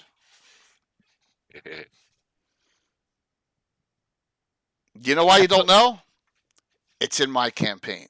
So what the point I'm trying to make is this. It's in my campaign. It is. I'm all about migration bullshit that happened back in the day. So what I have it is, and I did a lot of this in the Sul lands of the Sus, and while there's Sul liches, this is a spot as the Sul were migrating, and they had a whole bunch of wars. There was this Sul wizard who wanted to become a lich, but kind of screwed it up. Lord Twal, Twal. You get the joke if you can figure that out. And there's others buried here, a lot of his servants. It's almost like the lands where the Barrow-wights are. Think about it the same way. There's some other places like this, but they go in and out of this seeking artifacts, I should say artifacts, magical items, seeking information. And there you go. I just plotted it right there. I'm like, there's nothing here. Put it right there. It just fit, right? So there you go. There's no reason you can't add your own. That's the point I'm trying to make, is that put your own mystical place in Greyhawk. There's plenty of room. And look, it looks pretty crowded on this map too, but I fit it right where I wanted it. So there you go. Anna, you're up. Okay, now I need to take one that is a big. It's like a realm, but I think it's very mysterious, and even the fact that there is a whole module with the name and that depicts the whole realm, I don't think we get any wiser, and I think it's misused or underused combination of it. And I'm talking about Valley of the Mage. Or Vale of the Mage, and it's an interesting, because it is a mysterious place. It's described and hinted at, and there's the valley elves that we don't know where they come from, and they're kind of special. And then here, all of a sudden, they're back in the, what was it, early 90s or something, or mid 90s, the VG 12 came out, the Vale of the Mage module, and it fight against necromancers. Yeah, it's kind of, I don't, it might not be a bad adventure, but it doesn't have much to do with the cool mysterious place in the mountains that could be full of history and stuff. And they made the villain a Jason Crimea, the black one, that is someone who's related to the Thanks, Farrell. A cousin of the Great King of Ivids, presumably, which that could be interesting. It could be used, but the illustration there is kind of the coolest thing in the whole. So I'm not impressed by the module. It might be not bad module, and it's kind of, and it's full of these gnomes, nasty gnomes. And gnome villages and stuff. So it seems to be as many gnomes in there or more than elves. The valley elves don't seem to have much of a So it was one of these things that it seemed to just be shoehorned in. So I was really disappointed. I was waiting. I was hoping for some cool lore, some tying into the setting and real deep and stuff, and I didn't get any of it. But there is another side to it too, and in somewhat it's equally disappointing, and that is the Gord books. Where Gary put the Bardillingham and the Rex Fellis, the Lord of Cats, has his now I get it. Yeah, the demiurge and a whole bunch of stuff, and it gets complicated because these are the latest, the last 3 books in the series, and it's getting difficult. So on my map, I actually put Bardillingham in there because it's by Gary have it. So he has a whole different version of it, and I'm not sure I like that one even better or any more than the TSR version. So we have 2. We got 3 actually. We have Dewey Carthens. Exactly, we have Dewey Carthens too, which I think is the best one by far, so to speak. It's not really. I Millers. think there's still more to squeeze out of it, but Dewey Carthens, I think, is definitely the best one of the three versions out there. So I'm not sure where we can have that linked somewhere, but I think he has a site or somewhere where you can find it, so to speak. So I still have I have a little file that I'm having who rules the Veil of the Mage and the history, where I come up with a bunch of stuff that because I plan to run my version of Veil of the Mage after I'm done with my Shieldlands in some years, so to speak. So I will make an Elven campaign, tie it into Veil of the Mage, and I have a whole I have a bunch of ideas. I don't really know which one to go with yet, but one of them involves the mother of Vecna, because Fleeth is not far. So that's one to go with. And I still have, it's kind of cool to have the tie into a fallen hero or someone from the Great Kingdom. It's a bit tying into hang on a second. The guy in the Wild Coast, Lord Mistrine, so to speak. Yeah, It's a little bit of a parallel history to that one. So, And if I yeah. can make my 2 cents, don't go Vecna. Yeah. It's just too much. Oh yeah. So it's What no, are but your I was thoughts, Les? thinking Yeah. about going even back further, so to speak. So That's cool. That would be oh great. yeah, That would be great. before Vecna, so to speak. It's an Yeah. older story than Vecna. That sounds good. Yeah, yeah. So and not tie into the Wizard of the Coast later Vecna story. No, I want to tie into the story of where Vecna came from and make Valley of the Mage a place where those forces still exist. Okay. And That's that's one of my ideas. I have a couple of other ideas too, but I'm not going to list them all. So we'll see here which. So those are stuff that I want to tie in. But I think it's a place that, thanks to a lot of screw ups in publication, it's still mysterious, and it's still up there for ripe for development, so to speak. So if you want to make a real cool version of Valley of the Mage, I think it's still the best one is not done yet, and so I think and we already have 3 versions, and I think there's still improvement. And to me, it's interesting that it's the fan fiction that is by far the best one. No, well. Let's state something, and I'm not trying to sound like an ass. Maybe I am. Fan fiction tends to be the best. Yeah, and in this case, it's definitely the best Not one. in all cases, but it tends to be the best. Yeah, you know. And I think this is a prime example of fan fiction being the best version of them all. So yeah. But I think it's still a place worth mentioning because it has such a publication history. It's been there since the early days of Greyhawk publication. It's probably even mentioned in the folio, and it's been there since the early days of Greyhawk. And it's always, of course, I'm sure. Yeah, it's kind of been around, and it's been used and abused or not used. Abused. Yeah. Well, they abused. made it a whole module that didn't go much far, Magic. so to speak. So yeah. Good one, Anna. All right, Les. See, Sam, you have a version too? Good. Yeah, but This his one- is the new canon. Yeah, exactly. What I'm going to do here is something a little bit different. Yeah. For something completely different. Exactly. Skrellin's hold. Ooh, there we go. Yes. / Tostenka. Yeah. Good one. And the reason that I'm choosing that is that, of course, it has the tie to Caraptus. It has the deeply spooky lore where, in the backstory, Caraptus he kept raising taxes to protect people. You had a plague of demonic possessions and undead walking the street, and that's when he raises the he decides, oh yeah, I'm going to take a third of your children as well. Yeah, and you have one other thing that is very important: evil gnomes. Yeah. Yes. Yeah, but that's evil gnomes. There are evil gnomes there too, or just White Moon Mountain? No, they're evil gnomes. Those are the same evil gnomes. He brought them along.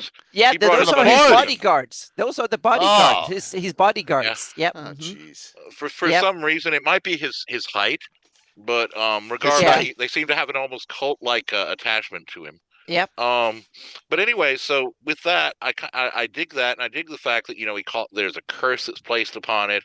Yep. And then the kobolds move in, and this goes back to another thing. When I was talking about graffiti and whatnot earlier, there's another game. I'm just going to mention it in terms of design, right? There's a design principle that its creator put on his blog. Chris McDowell, who's the guy who did Electric Bastion Land and Into the Odd, on his blog proposed this idea for designing places. Right. And it's kind of a 3-point approach. You have what the building once was, or what the room once was, what it's used for currently, and then a secondary or other use that it's put to. For example, something was a jail, it's now a brothel, and its basement is used for smuggling weapons. And you can see that with this because you have the idea of building up. You have Testanka or whatever, then you have the Kobold influx. So the kobolds will have repurposed all these buildings, right? Mm-hmm. And you don't have to bore the player with, well, this room was once a kitchen, blah blah blah. No, just have the freaking oven there, and the kobolds completely ignoring the oven, right? Or have something that each of these chambers, each of these buildings once was. Caraptus appeared in Doc Shoulder. Caraptus is first mentioned in the original White Plume Mountain. Yeah. Then Then the Testenka backstory is is mentioned in Jim Ward's Greyhawk adventure book. And then Eric, Mona, and Steve Winter fleshed out some backstory that's in some Yeah. documents that are on Cannon Fire for Yeah. Return to White Plume Mountain, which I believe Bruce Cordell wrote. Yeah. He's not in lore before White Plume Mountain. He's not before. He's retconned. Just Yeah, like a he's lot of stuff. Just like retconned the and- all the Vecna stuff. Oh, yeah, but they did Eric Mona and stuff did a good job of integrating him into stories. So there's a all lot these of plus. ideas. Yep. Yeah. That's certainly one of Mona's great strengths, I think, is Yeah. he's so good at tying all these And making it disparate make bits of a lore. little bit of sense too. Mm-hmm. Not Yeah. not like it was forced.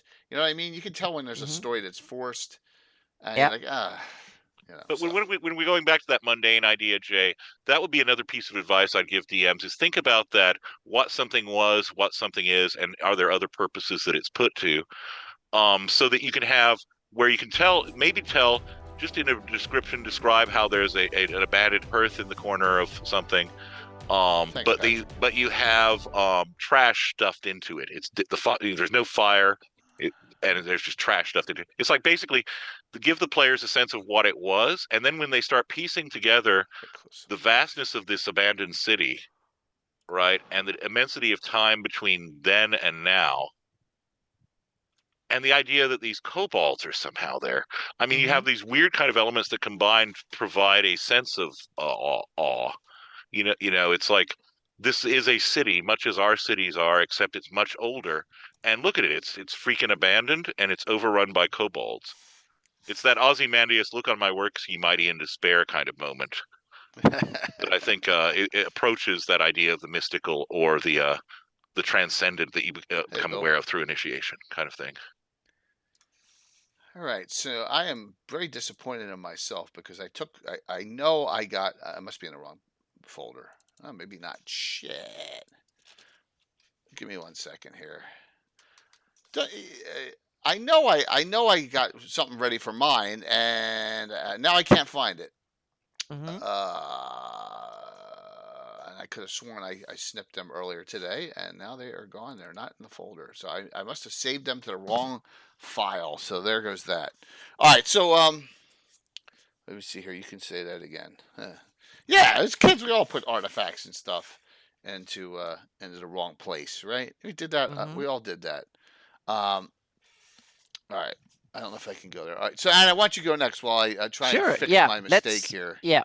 Let's go to one of my absolute favorite locations in the whole of the Flanies, the Howling Hills, because they are kind of a mysterious place all in themselves, but they have multiple mysterious locations in them. And let's start with, I think, my favorite, the Soul Husk Caverns. Nice. Is a good one. We don't know much about them. They're mentioned in I Use the Evil, so it's a Sargent creation, so to speak, and it's a very it's an extensive cave system used by the Ursun orcs and so on. But it's supposed to be there are all sorts of nasties in there, but it ties into I use early experimentations and his early rise to power. So he experimented and stuff there. So I have it that the soul husks are his first kind of monstrous creations, and where he experimented on we shouldn't mention it on Twitch, the horrible words what he did, so to speak, but his evil experimentations, and he hid away the early examples of it, so to speak, and how he figured it out. He hidden that away in the soul husk caverns. So I now have a special type of monster that is a soul husk. That is the Oh, result wow. of that process. Yeah, It's like the Evid had the animuses and stuff, and he creates soul husks. And it's so he hid away the first ones up there. So and it's kind of an interesting place where you can go to get some power, and you might be able to if you want to defeat Ayus, you might need to go to the soul husk caverns too. And it might not be the easiest to collect it, but there might be things you need in order to get him. So that was one of the location. The next location up there is Drenghus, another cave, where there is a shadow dragon that rules, and I named her Rishnil up there, and she rules the Drenghus cavern. So it's basically a dragon lair of an abyssal shadow dragon that is of quite renowned, so to speak, and really powerful. So if you want to have a monster that rules over and go on dragon hunting on against a ghostly dragon, then Drenghus is your place. So it's two locations I can recommend if you want to have long campaign expeditions to really nasty places. There's a lot of stuff up here. Yeah, there's plenty of other stuff. You have the Regvur thralls, where it's the burial site for the wolf nomads. You have the groaning mines, the swirler, spear tor, Kendragund, Ursunagard, meaning the place is full of cool stuff. So the Varusk Keep is one of my locations I added to it. Krangord is another one up there. The town of Harsh, I added up there too. So there's So I've added, because we were up there and had a little expedition there many years ago. So I added a bunch of places. But so the Howling Hills is an awesome place in the world of Greyhawk. So let's And see. yeah, if you have a campaign, I recommend having a wolf nomad campaign against Ayus, because then you next door, you have a base of operations and you can hit these places. And it could be kind of fun. You can set up a 200 or something. I have it that the wolf nomads usually operates in war bands of about 200 to 700, and that's where they roam in these numbers, and they are nasty. So that Ayusians, they tend to be entrenched, so to speak, and the wolf nomads, they are very mobile, and they go in there. So you can have the party being scouts for one of these war bands or something like that. So then you can get the party into trouble, and then you know that 6 hours later or something, then help will become automatically, so to speak. So you can that could give some interesting campaign dynamics where the players just have to hunker down and survive for a bit, and then help will come. All right. Yep. So I'm probably going to get this wrong, and that's why I want to do this, because I want to get corrected. How many ship traps out in the ocean are there? Now, there's the Jungle Lost ships. Yeah. There's Journey's End, and there's a Sargasso Swamp, right? All three. So I got pictures from, and this isn't Dungeon Meister. This is JMB, Jean-Marc Belveau, which is his friend. Yeah. And this is Journey's End, which looks like the Sargassum to me. So where ships get, you're out in the ocean, and then all of a sudden you are stuck, and you're stuck forever. And it's just like, you can't go anywhere. And I thought it was a really cool. There's also the Sinking Isle, which is out in the ocean, area as well. There's the Pinnacles of Azur Alk. That is one of these weird places up in the Dramage that I think you can add to one of similar types of locations. Okay. That actually you're gonna get lost in.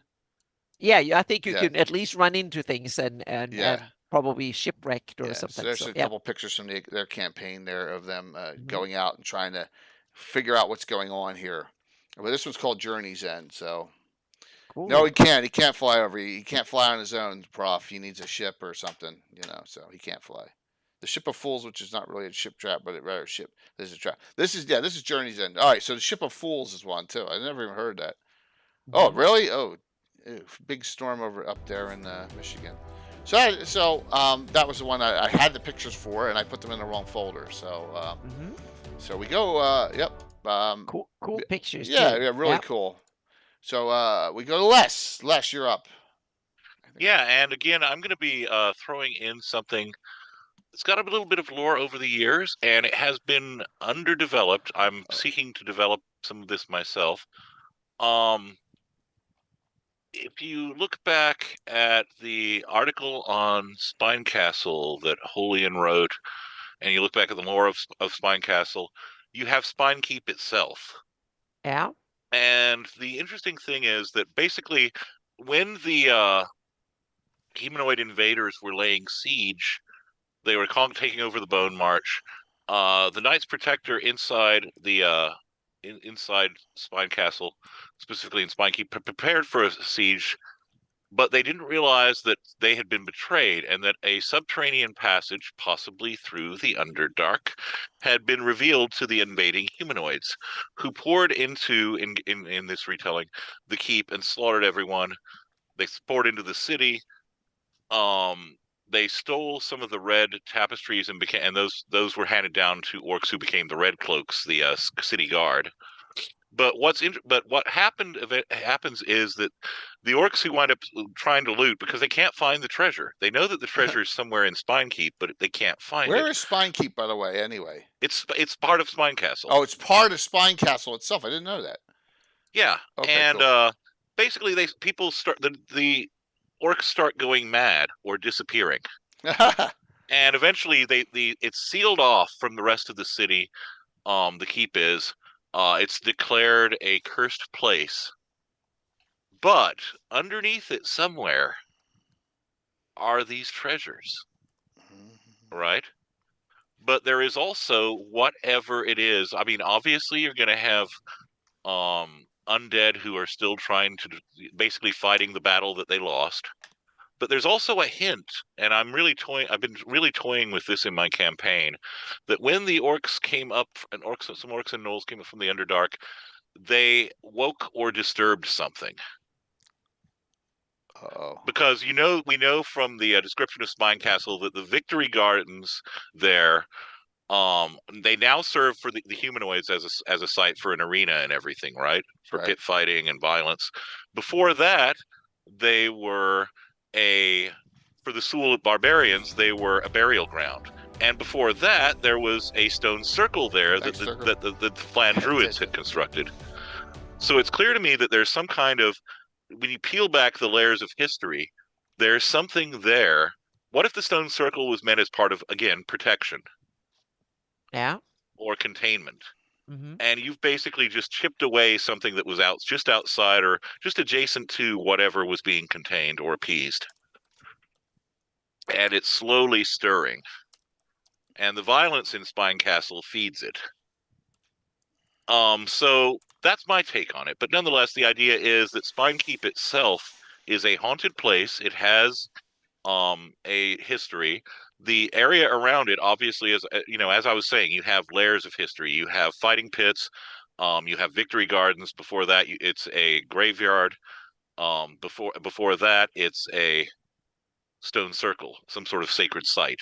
Mm-hmm. Um, So you mean it started with that, and then the Oh, wow. Origians built the fortress when they took over, and it was kind of the Great Kingdom's bastion to the north, so to speak, and yeah, kind and of. then the orcs took over when the Bone March fell and became the Bone March, or the Yeah, you had the yeah. Flan, and then the Mm-hmm. Sul barbarians invaded, and they Yeah. used it and then the Iridians came, and of course Yeah. they built Well, Spine that's true. You Castle. have Flan, Sul, Oridian, humanoids or orcs. Yeah, So exactly. it's really changed hands multiple times. So probably been modified by each of these, built upon, Yes. changed, modified, ruined, and so on. There So are in my yeah. Spine Castle. There are subterranean areas Yeah. which are clearly date back to the Flan.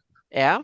And then have been repurposed by successive generations. It's awesome. It's such a cool. Yeah. I love it. Yeah. And then Spinekeep itself, which some of my characters, they had the option of exploring it, but they started having really bad dreams and bad vibes and decided, nah, we're not going to go in there.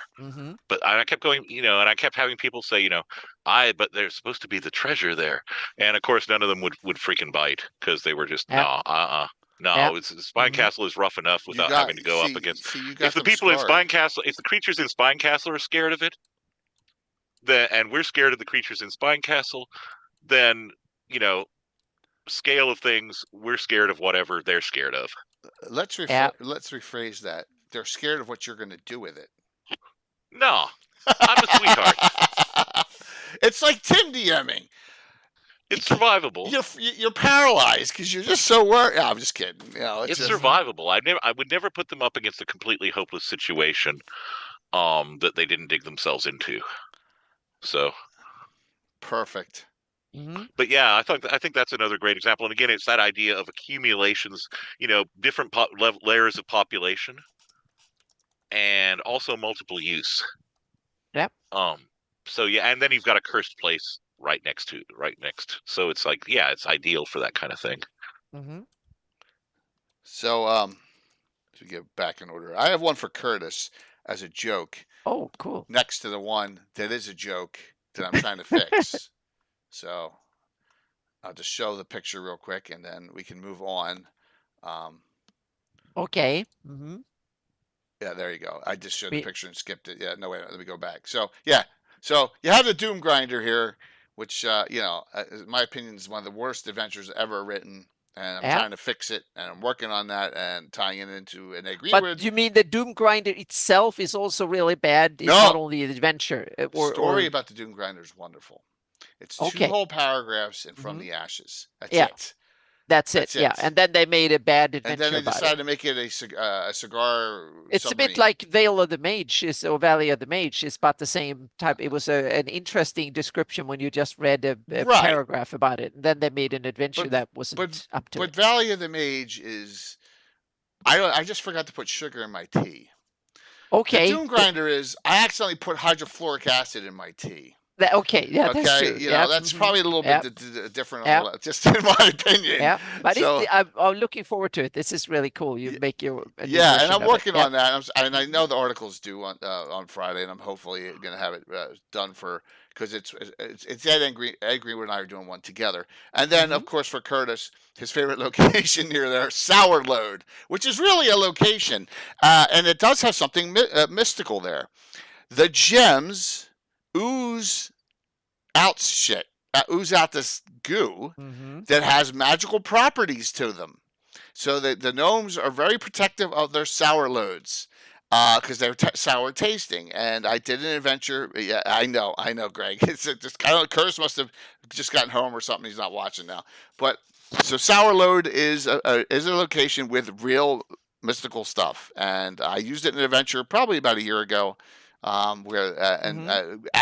Assign abilities to different colored gems of Sour Load. So there you go. I said Sour Load like 5 times, so I'm satisfied now. And hey, I'm just going to throw out there that during I've mentioned this in long ago in an earlier episode, but Crichton Broadhurst in his Living Greyhawk Mysterious Places. You'll like. I think you liked how he kind of retconned the module. It mentions in that article, widely believed to be some kind of mystical or cosmic clock counting down the years to the Earth's destruction. The structure's origins and purpose remain completely unknown. Some sages disagree, whispering that it's some kind of terrible war engine created by a long-dead civilization to annihilate their foes. These theories are widely derided as the fanciful mutterings of old and senile men. So basically, that's a stab. I got it. That's funny. But also just the idea that if you don't like the origin for the Doom Grinder in the module, That's a myth, and maybe everyone was, maybe everybody was eating or got infected bread and wound up hallucinating the Doom Grinder situation. Yeah. Some kind of mass hysteria and mass hallucination. You Or you spell, can just ignore that yeah. altogether and See, Patrick, you redo it. spelled load wrong, so it's not. It's LODE, which is that means rocks. That means gems. That means mining. So you're the one that turned it sexual. I am so not going to. So, I'm so not going to touch the idea of a mother load there. yes, exactly.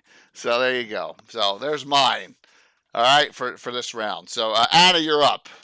Okay, I'm going to do a double one from my Shieldlands campaign. One Cool. is of my own invention, but it ties into Good. published lore, and the other one is published lore. So let's start with the small one first that I have near the village of Aldet that are tied into Halmada the Cruel was, according to lore, he was an Oridian scumbag basically that found the eye and the hand of Vecna, and he ran a little.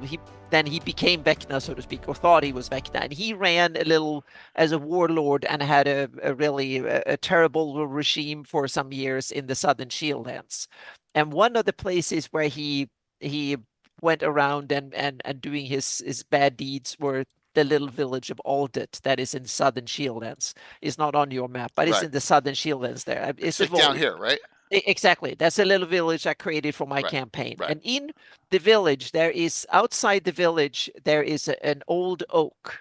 And that is a druid grove. It was there in old Flan times, and the Flan gathered there to worship, and the local druid had their ceremonies there and stuff like that, the weddings, and they burned their dead ones and so on and so forth. So it's been there for a long time. So it was first an oak that was cherished by the old Flan and druids, and they did it. And then comes Halmadar. First, the Iridian came and settled the area, and then they built the village next to it, and the village grew to a small town and got a little bit of walls around it and stuff like that. And during the Great Kingdom era, the expansion when the Iridians came in, and then comes Halmadar, and he comes in and he sacks the place. He kills the knights and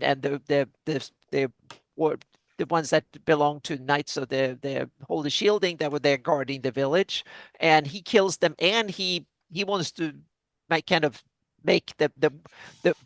make a statement. So he buries them next to the oak, and he burns the oak down and destroys it. And then but the oak is resilient, so the oak comes back again, and he buries these the soldiers there, and then and then after a while, when he was finally defeated, then the Knights of the Holy Shielding came back and found Halmara's men and rounded them up, chopped the heads off, and buried them by the gate, by the oak, so to speak, and not far from it. They dug up their own bodies and thought that now the oak is kind of a cursed place. So then they buried the Halmara's men, burnt them there, and made the offerings and say, "Oh, we killed these enemies," and so on and so forth. So it all built into the story, and so the oak has now kind of the powers of the stories and stuff like that. So you can get views from history, you can connect to the things that have happened to it, so to speak. So the tree has become a little mysterious place in itself. You can go there and you can connect to things that have happened, and the oak can have you see things from its 1,000-year history and so on. So you can retell and you can hear the stories. If you tune into nature and stuff, you can see and hear that the oak can tell you stories. And if it burned down, it grows up again, basically overnight. So that's his power. So it's a little like a local tree. Exactly. It's a little local. And when the Ayusian priest came there, they didn't like the oak because the locals were made offerings, so they burned it down. And then he came back again, and he strangled an Ayusian cleric, was found dead hanging from the tree. So the Ayusian clerics were terrified of it, so they just left it out there, and the locals went there and made offerings and stuff like that. So it's been through a lot, that tree. So I had it. The tree became a character in itself, so to speak. The players didn't explore it too much in the campaign, but it had a lot of potential because it could become a sort of almost not like a quest giver, someone who can help them. They can go and ask questions, and the tree will whisper to them, and have them see things and stuff. And if you slept by the tree, it will give you dreams about history and stuff like that. So that was a little, and that my example with this is that mysterious places doesn't have to be enormous or tied into the big things. It can be Yeah. about the local small stories that Absolutely. happen in the village too, so to speak. And they can be tied into the big history, but it's just a little sample of what you can create as a DM, so to speak. You can make it, and you can give it certain innate spells and stuff you can have, and so on. So that's the first location. The second one I took from Bastion of the Faith. Yeah. That Great the wall, the shield reclaimed. module. Yeah, sorry. The module. Shield reclaimed. Yeah, shield reclaimed. Here's where it And is on my map. the yep. And the Bastion of Faith is a location in there that it describes the Heronius hex store. So there is a hex store in the Heronius location, and it suggested that Crit Wall is a location where you can put it. And I thought perfect for my Shieldlands campaign. And the Bastion of Faith, there is a Ferrante that is the one of the original priests of Heronius that is said to have gone on a journey. He was the one that created the myth, and he became legendary and so on and so forth. And according to the legend, there he's buried in the Bastion of Faith, the big church dome in Critwall. He's buried under there. And there, if you read, I'm not going to spoil it, but if you read the module, there is a story, a secret story to it. And I twisted that secret story more than once, so to speak. So there is a myth and a legend. There's two myths and a legend, depending on which one and there is a true story to it, and it ties into his grave, so to speak, and he is kind of still there, and it's a mysterious place under Critwall that only a few, the high priests and Katarina and a few others, know about the story. The rest of people don't know about it, but it ties into old plan that was there before the Origians came there, and then the Origians came there, and the Great Kingdom and stuff, and it ties into generations of stuff. And then Ferrante was there, and he allegedly died and was buried there, so to speak. So it's a mysterious place that has some cool stuff you can That's kind of cool. go in I there. love it. Yep. So that's something that I took a location from a published module and Expanded on. used it, and then spun it once or twice and tweaked it a little bit. So all the myths and legends and stuff from the module is there. It's just that there is behind it, there is a version of it that I made my truth, so to speak. But the myths and the legends are all there from the module. So we're gonna do one more round. We'll go start with Les, and then maybe give Yeah. Les a second shot there Yeah. at a time. So go ahead, Les. You're up. Okay. I guess so 2 more basically. For you too. Yeah. Okay. The I first each one I'm got going to do. Yep. The second one's going to be kind of a tease of an idea that we'll see development shortly. But the first one is, and I want to go back to what was being discussed in chat by Malden and Bill the Master Craftsman. Mysterious places, mystical places that connect to various other planes or have connections to other planes and worlds. For example, the World Serpent Inn or Baba Yaga's hut. Oh, good one. They're both discussing. Or the whole Odd Alley situation in Greyhawk. Yep. I think those are great because they allow you to really twist the expectation. If you want to go ahead and have your characters go to another world or a different plane, these are great ways to do that. If you want to have them or interact with different items from different planes and different times, different worlds, timelines, Baba Yaga's hut is great for that. There's also I would throw in, because I see it as kind of related, right? In one of the in my the Strange Stone structure or whatever, Strange Stone house adventure in the vast swamp. Oh. when my players were being pursued by Wastri cultists, they ran into this building, which is run by a group that I simply call the Merchants, who basically travel from world to world, hop around in time, and they want to collect something of value from from the people they do business with. They want dreams, they want hopes, they want fears, Mm-hmm. and in exchange you can gain things. In this case, they had a favor to require of that they required of the adventurers. But there's another bit where I mentioned all the stuff underneath Spine Castle.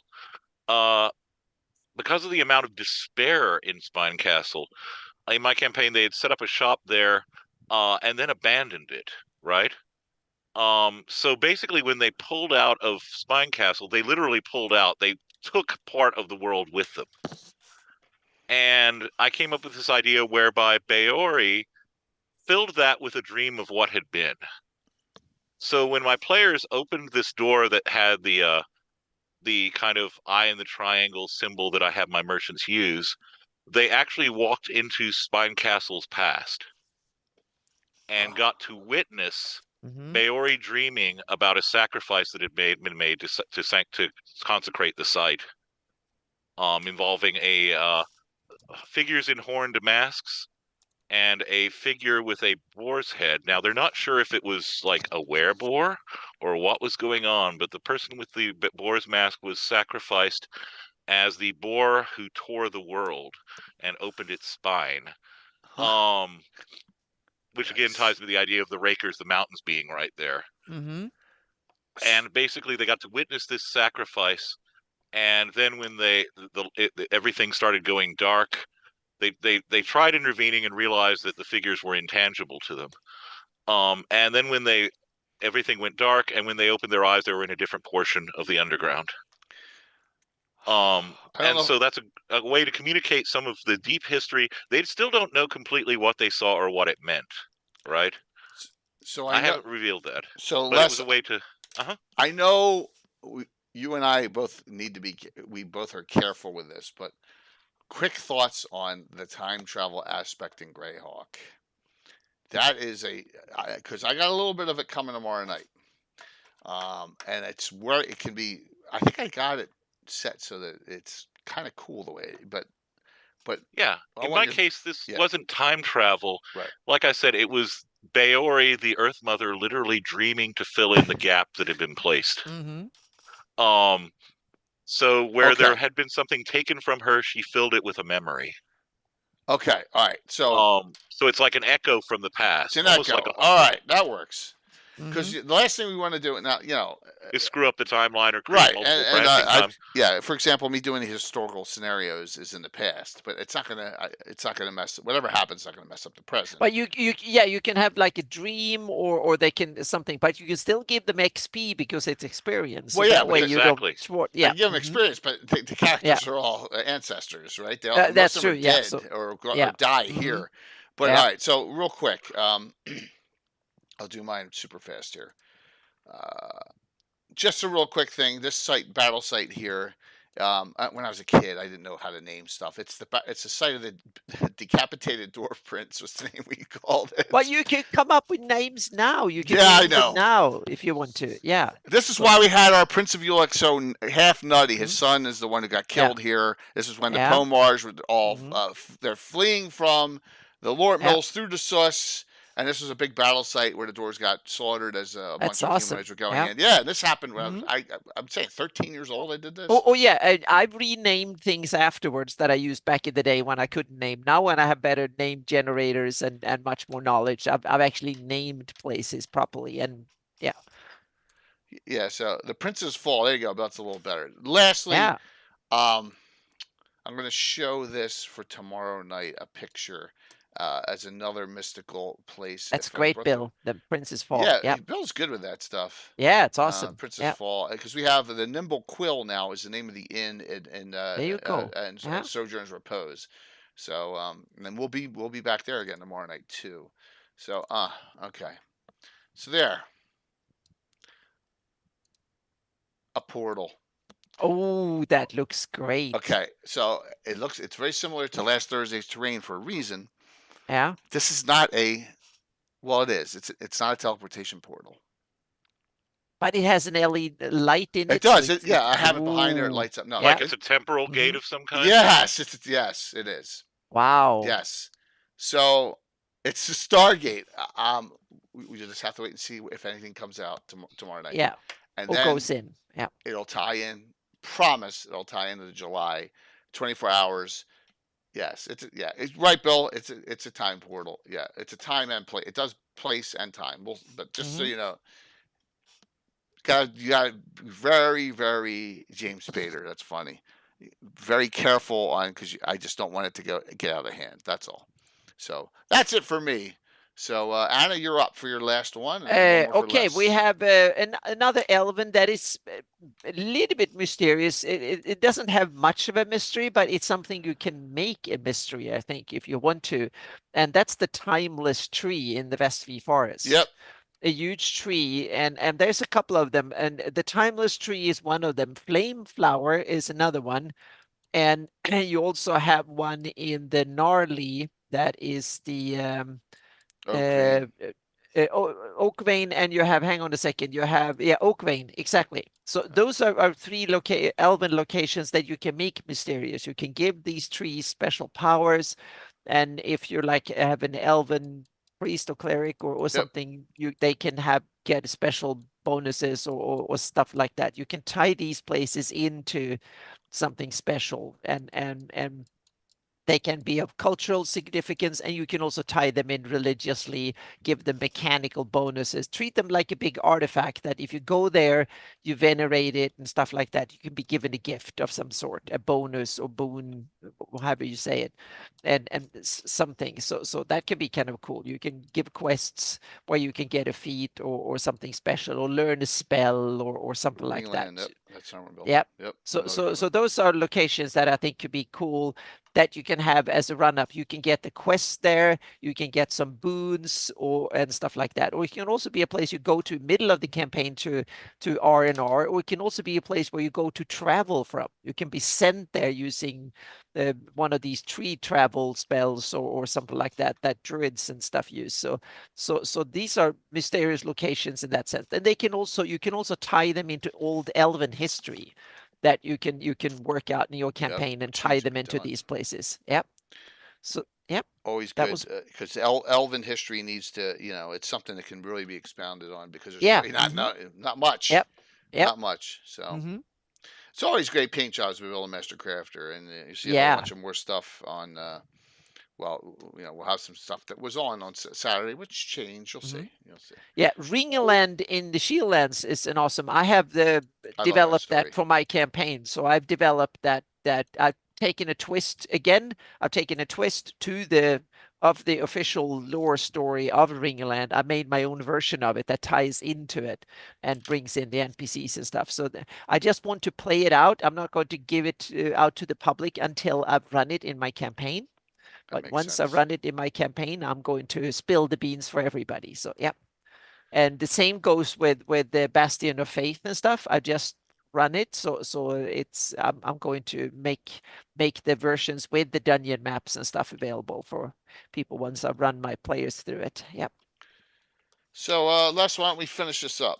Oh, great. Since we were talking about expanding the lore for different races and everything, I'm going to do an object or a type of thing connected to certain locations, and then give you a bit of lore from my campaign that ties into this. Oathblood.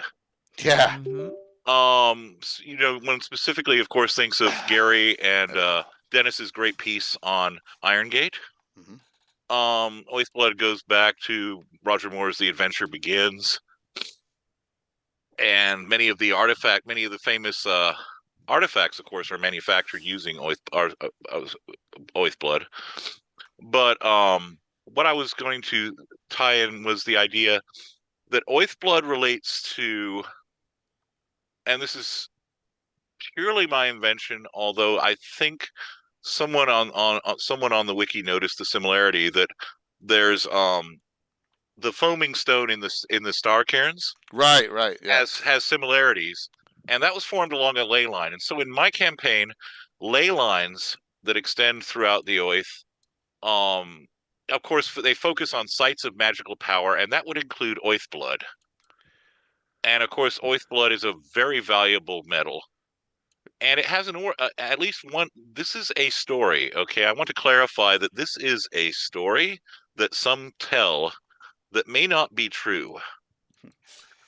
But in my campaign's background, there's a story that certain Flan tribes tell about Moxlick the Serpent.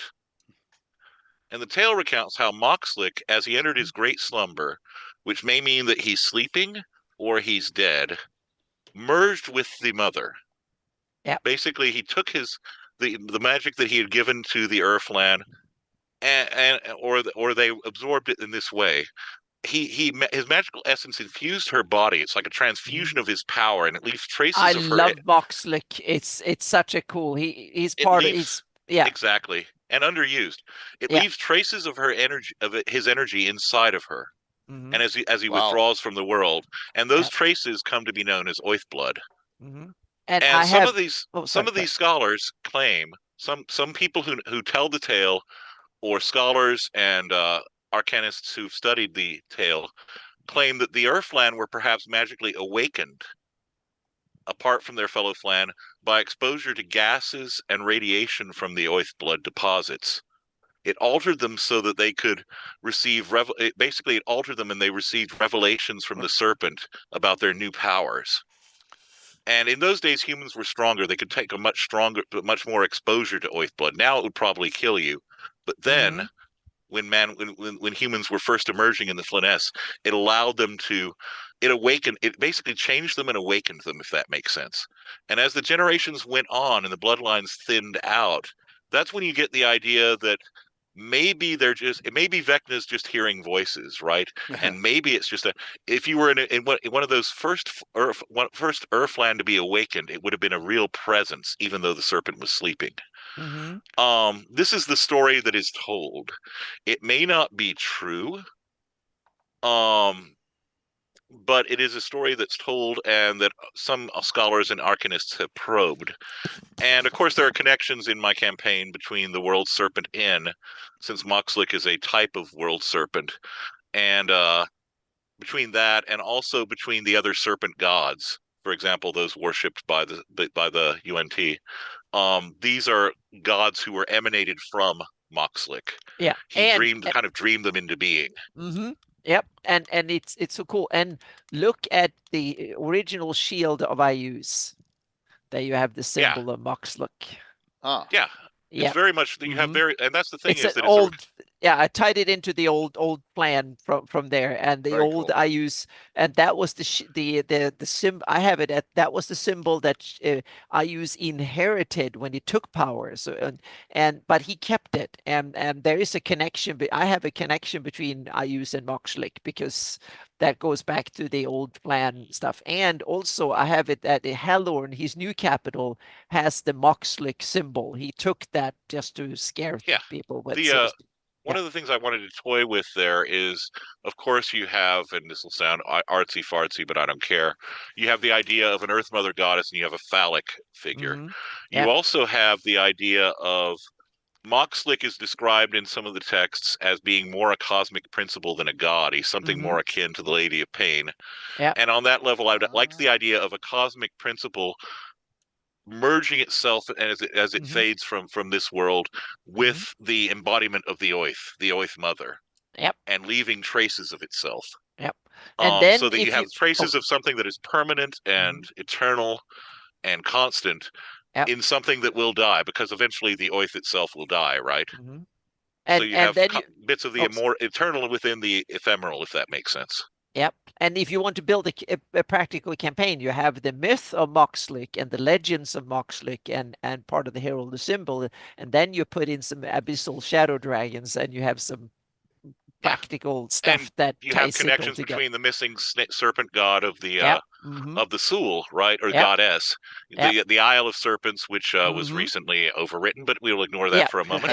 Exactly, we can ignore that. Yeah, and you can see that as kind of like, and then you have the Society of Serpents who found on Caraptus's symbol the snake and brought it back to and the old whatever. All this can kind of connect with bloodline sorcery. Exactly, it goes back to something really, really old back in history. Yeah.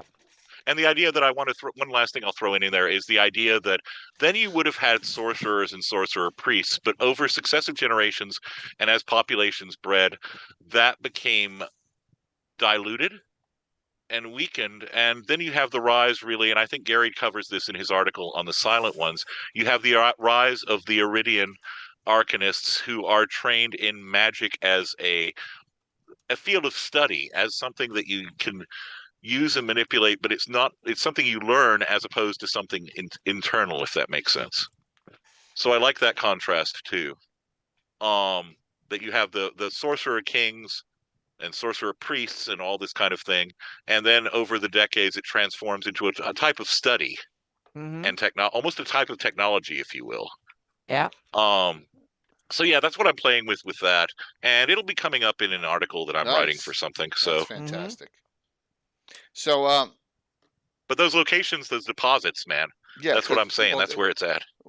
Well, right. There's some at Tensor's Tower's End where Castle Zagig is, right? Yep. Both. Yeah. And Iron Gate, of course. And Iron Gate, yeah, I mean, it ties into so much cool stuff. Yeah, and you can tie the dwarves in, blah, blah, blah. Yeah, unless that was an awesome way of tying in ancient lore, cool adventure locations, mythical monsters, and stuff. So, and I had a parallel idea to yours with Moxluk and stuff. So that was awesome. Just up my alley. Yeah. Yep. Great way to finish us off on this discussion tonight too. Perfect. Yep. So thank you. Of course, we just snipped the tip of the iceberg. Just the tip. Yep.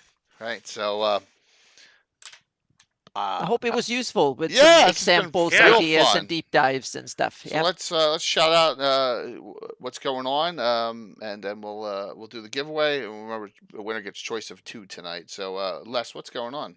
And thanks for coming on. Hey, thank you.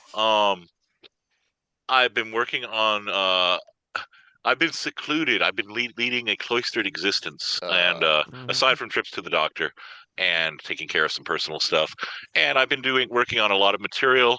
My campaign, as I suggested, has been is up and running again, and we had a new player join us for a few games. Cool. One of my players' his wife joined us, and it was the first time she'd played D&D. And like I said, my goodness, she saved their butts. Nice. And I was glad to see that. I'm always glad to see new players to D&D, new players to Greyhawk in particular. She had a blast. Unfortunately, she had to drop out because of some scheduling issues, since one of them has to take care of the baby. Yeah. Babies, my goodness, I forgot how many they have. And so but she'll return at some point in one shot capacity or something. So we have that, or she has that option, and we have that, and we're doing a lot of writing, and obviously some research, and trying to figure out how to navigate that with my health, with a social life, which is always a complicated. Yeah, I know it's juggling act. But yeah, you should be seeing some material coming out from me towards the end of the year in some of the zines and elsewhere. So awesome. Thanks for coming on, and we'll keep. Hey, thanks for having me. Oh man. Yeah, man, this was a great discussion.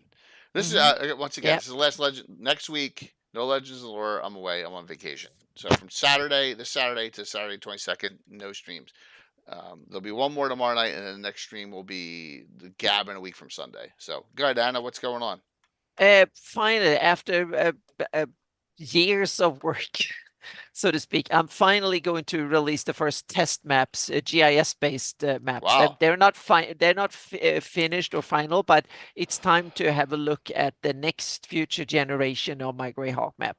This is just the embryo of what's coming, so to speak. But I want to show off, so I'm putting the last little hands on. So there will be a short series of maps that have the scale of 2 million.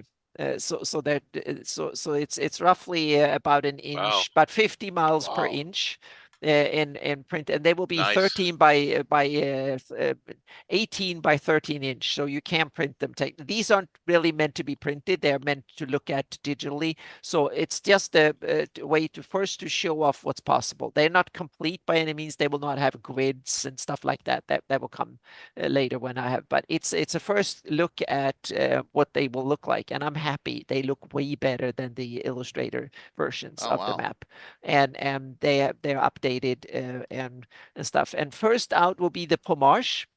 A look, and it's a much better updated look at the Pommage. And there were even a couple of places, a couple of tribes that I missed that was in Joe Block's article to see Pommage and die. And I also have some of the that was from not Paul Luby. Yeah, I think it was Paul Luby. Yeah, he wrote some additional material to it, and I got those things. So that data is in there too. So there are some additional stuff in there. So, and I think they are definitely a step forward, and it's going to come, and they will have properly projected and stuff. So that is another thing. So they will be ortho projected, and so it's. Yeah, so it's coming. It's the first in the set of them, and I'm almost done with all the borders now. So and roads are done, and now I'm into get river names, political names, and water names like oceans and stuff. So it's on the home stretch of getting all the data Nice. in there, and it's been a slog. It's like first you have to create all the data, and then you have to put everything in there. Styles. This has been a 3-year project to get it in there. First study for 2 years, and a big shout out to Troy Elman, Cannibal, because he gave me two thick books, GIS Bibles, and a small GIS lexicon. Nice. I read them like the Bible for several years, and learned to do it. So I'm really happy for being my first generation GIS maps. They look really good. So they're going to be and once all the data is in there, then I can make versions for print. We can have all sorts of cool stuff. And so, but this was simply thousands of hours of work of getting all the stuff in there to program all the icons and just do all the icons. There's like 1,800 different icons that had to be created, saved, exported, and adjusted. And I'd redone them because they weren't good enough the first time. So I redid them. That took 3 weeks to do that. So that is now done. So that's why I can show them off with new updated icons that I think looks good too. So it was one of these things that should have been done 5 years ago, but it's better late than never, so to speak. And then my big commission is it's well into not the final stretch, but close to. So I'm also working on more heraldry, and now I'm starting to ramp up Plan B, Plan C. I'm going to people who watch my stream know a little bit what I'm talking about, but I'm going to look into that. There will be more, and you can tie in because I will stream on Friday, but I will also try and cover next week more streams on Wednesday and maybe even Thursday and Friday next week, so we can cover them when Jay is on vacation. I can stream instead. So Appreciate that. So, yep. So I will keep so you can tune in, and then I will explain a bit more what I'm getting into, and you can also look at the more GIS map stuff.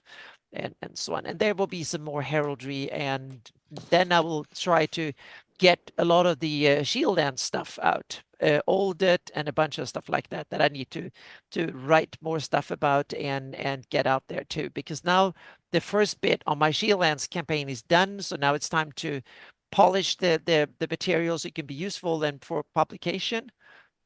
So that's something that I will try and do and have it ready. So for my game for the Game Hall Con, we'll also have a bunch of material that will be released after Game Hall Con. Nice. Yep. Awesome. All right, for me, last stream before vacations tomorrow night, part 3. Night of Ulic Adventure, Hints of the Past, Part 3. So they found apparently there's 3 activation gems to activate this portal. They don't know what the notes were just said TP. They're assuming that means time portal. But they already dealt with this army of that had archaic armor on of wargers and trolls. That was number 1. 2, they went down the low road in a new area and found the second gem. Apparently, these gems, after this portal is utilized, teleport themselves to certain locations, and then now they're looking for the third one. That'll be tomorrow night. We'll find out, and that all ties into the 24-hour, which is coming together with a lot of players. So And I don't know. The first game starts at 9 p.m. Friday night, but I don't know when my stream starts. It may start at 7 if I have some guests on beforehand. So we'll figure that out. But yeah, so we'll have 3 games I'll run in that time frame, and then putting the guests together, all the characters lists, and all that. So a lot to do. It's great to see you using Thomas Kelly's. Yeah, I can't material. get him to. Maybe he's just busy. I can't get him to respond to messages I've sent because I want to get him on and talk about this, and I just I want to try and tie him in for one of those time on the 12th or 13th. But so far no luck. So I will continue. But yeah, absolutely, I love his stuff. Love his stuff. I don't like. There's a couple things I'm not 100% in on, but I'm 99% in on everything else. Right. So it's fantastic. It's really worth it. It's great, and it's a story though. It's a story. It's not canon. It's not. This is exactly what happened. It's a story. It's a great inspiration. Absolutely. Let me go ahead, if that's okay with you. I'll link to his Yeah, please. blog. I could just I got a one-stop shop here. Here. Yeah, Greyhawk Stories. Chapter 8 is the most important one of the of it. You'll understand when you read it. In that, but there's other, read the whole thing if you can. But chapter 8 is where we're going to get a lot of our information from the first adventure from. So, all right, I'm going to do the giveaway, and then we're going to raid into someone and call it a night. And I'll see you tomorrow night for our last stream for a week and a half. Yeah. Ready? Last call! Exclamation point drawing. This is for choice of 2. Closing it out. Winner is.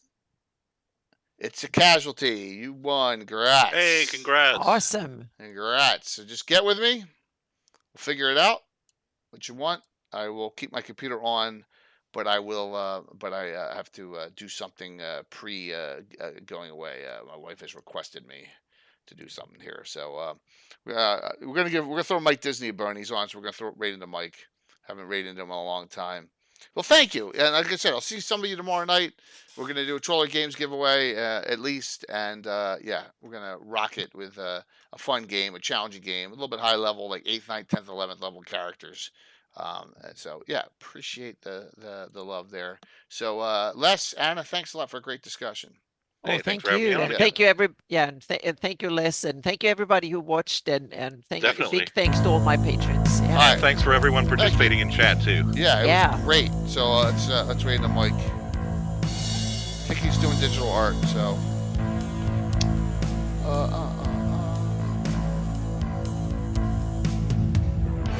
And I gotta bolt right off when it's done here. I mean, honey dude. Sorry. Thanks, guys. Yeah, thank you, Les. I'll be in touch, man, with everything, some other stuff. It's coming up, starting this up here. Let's see if we can get over 60. Get Mike rolling here. I know he's trying to get back into the streaming after a hiatus, so say hello to him. 5, 4, 3, 2, 1. See you tomorrow night.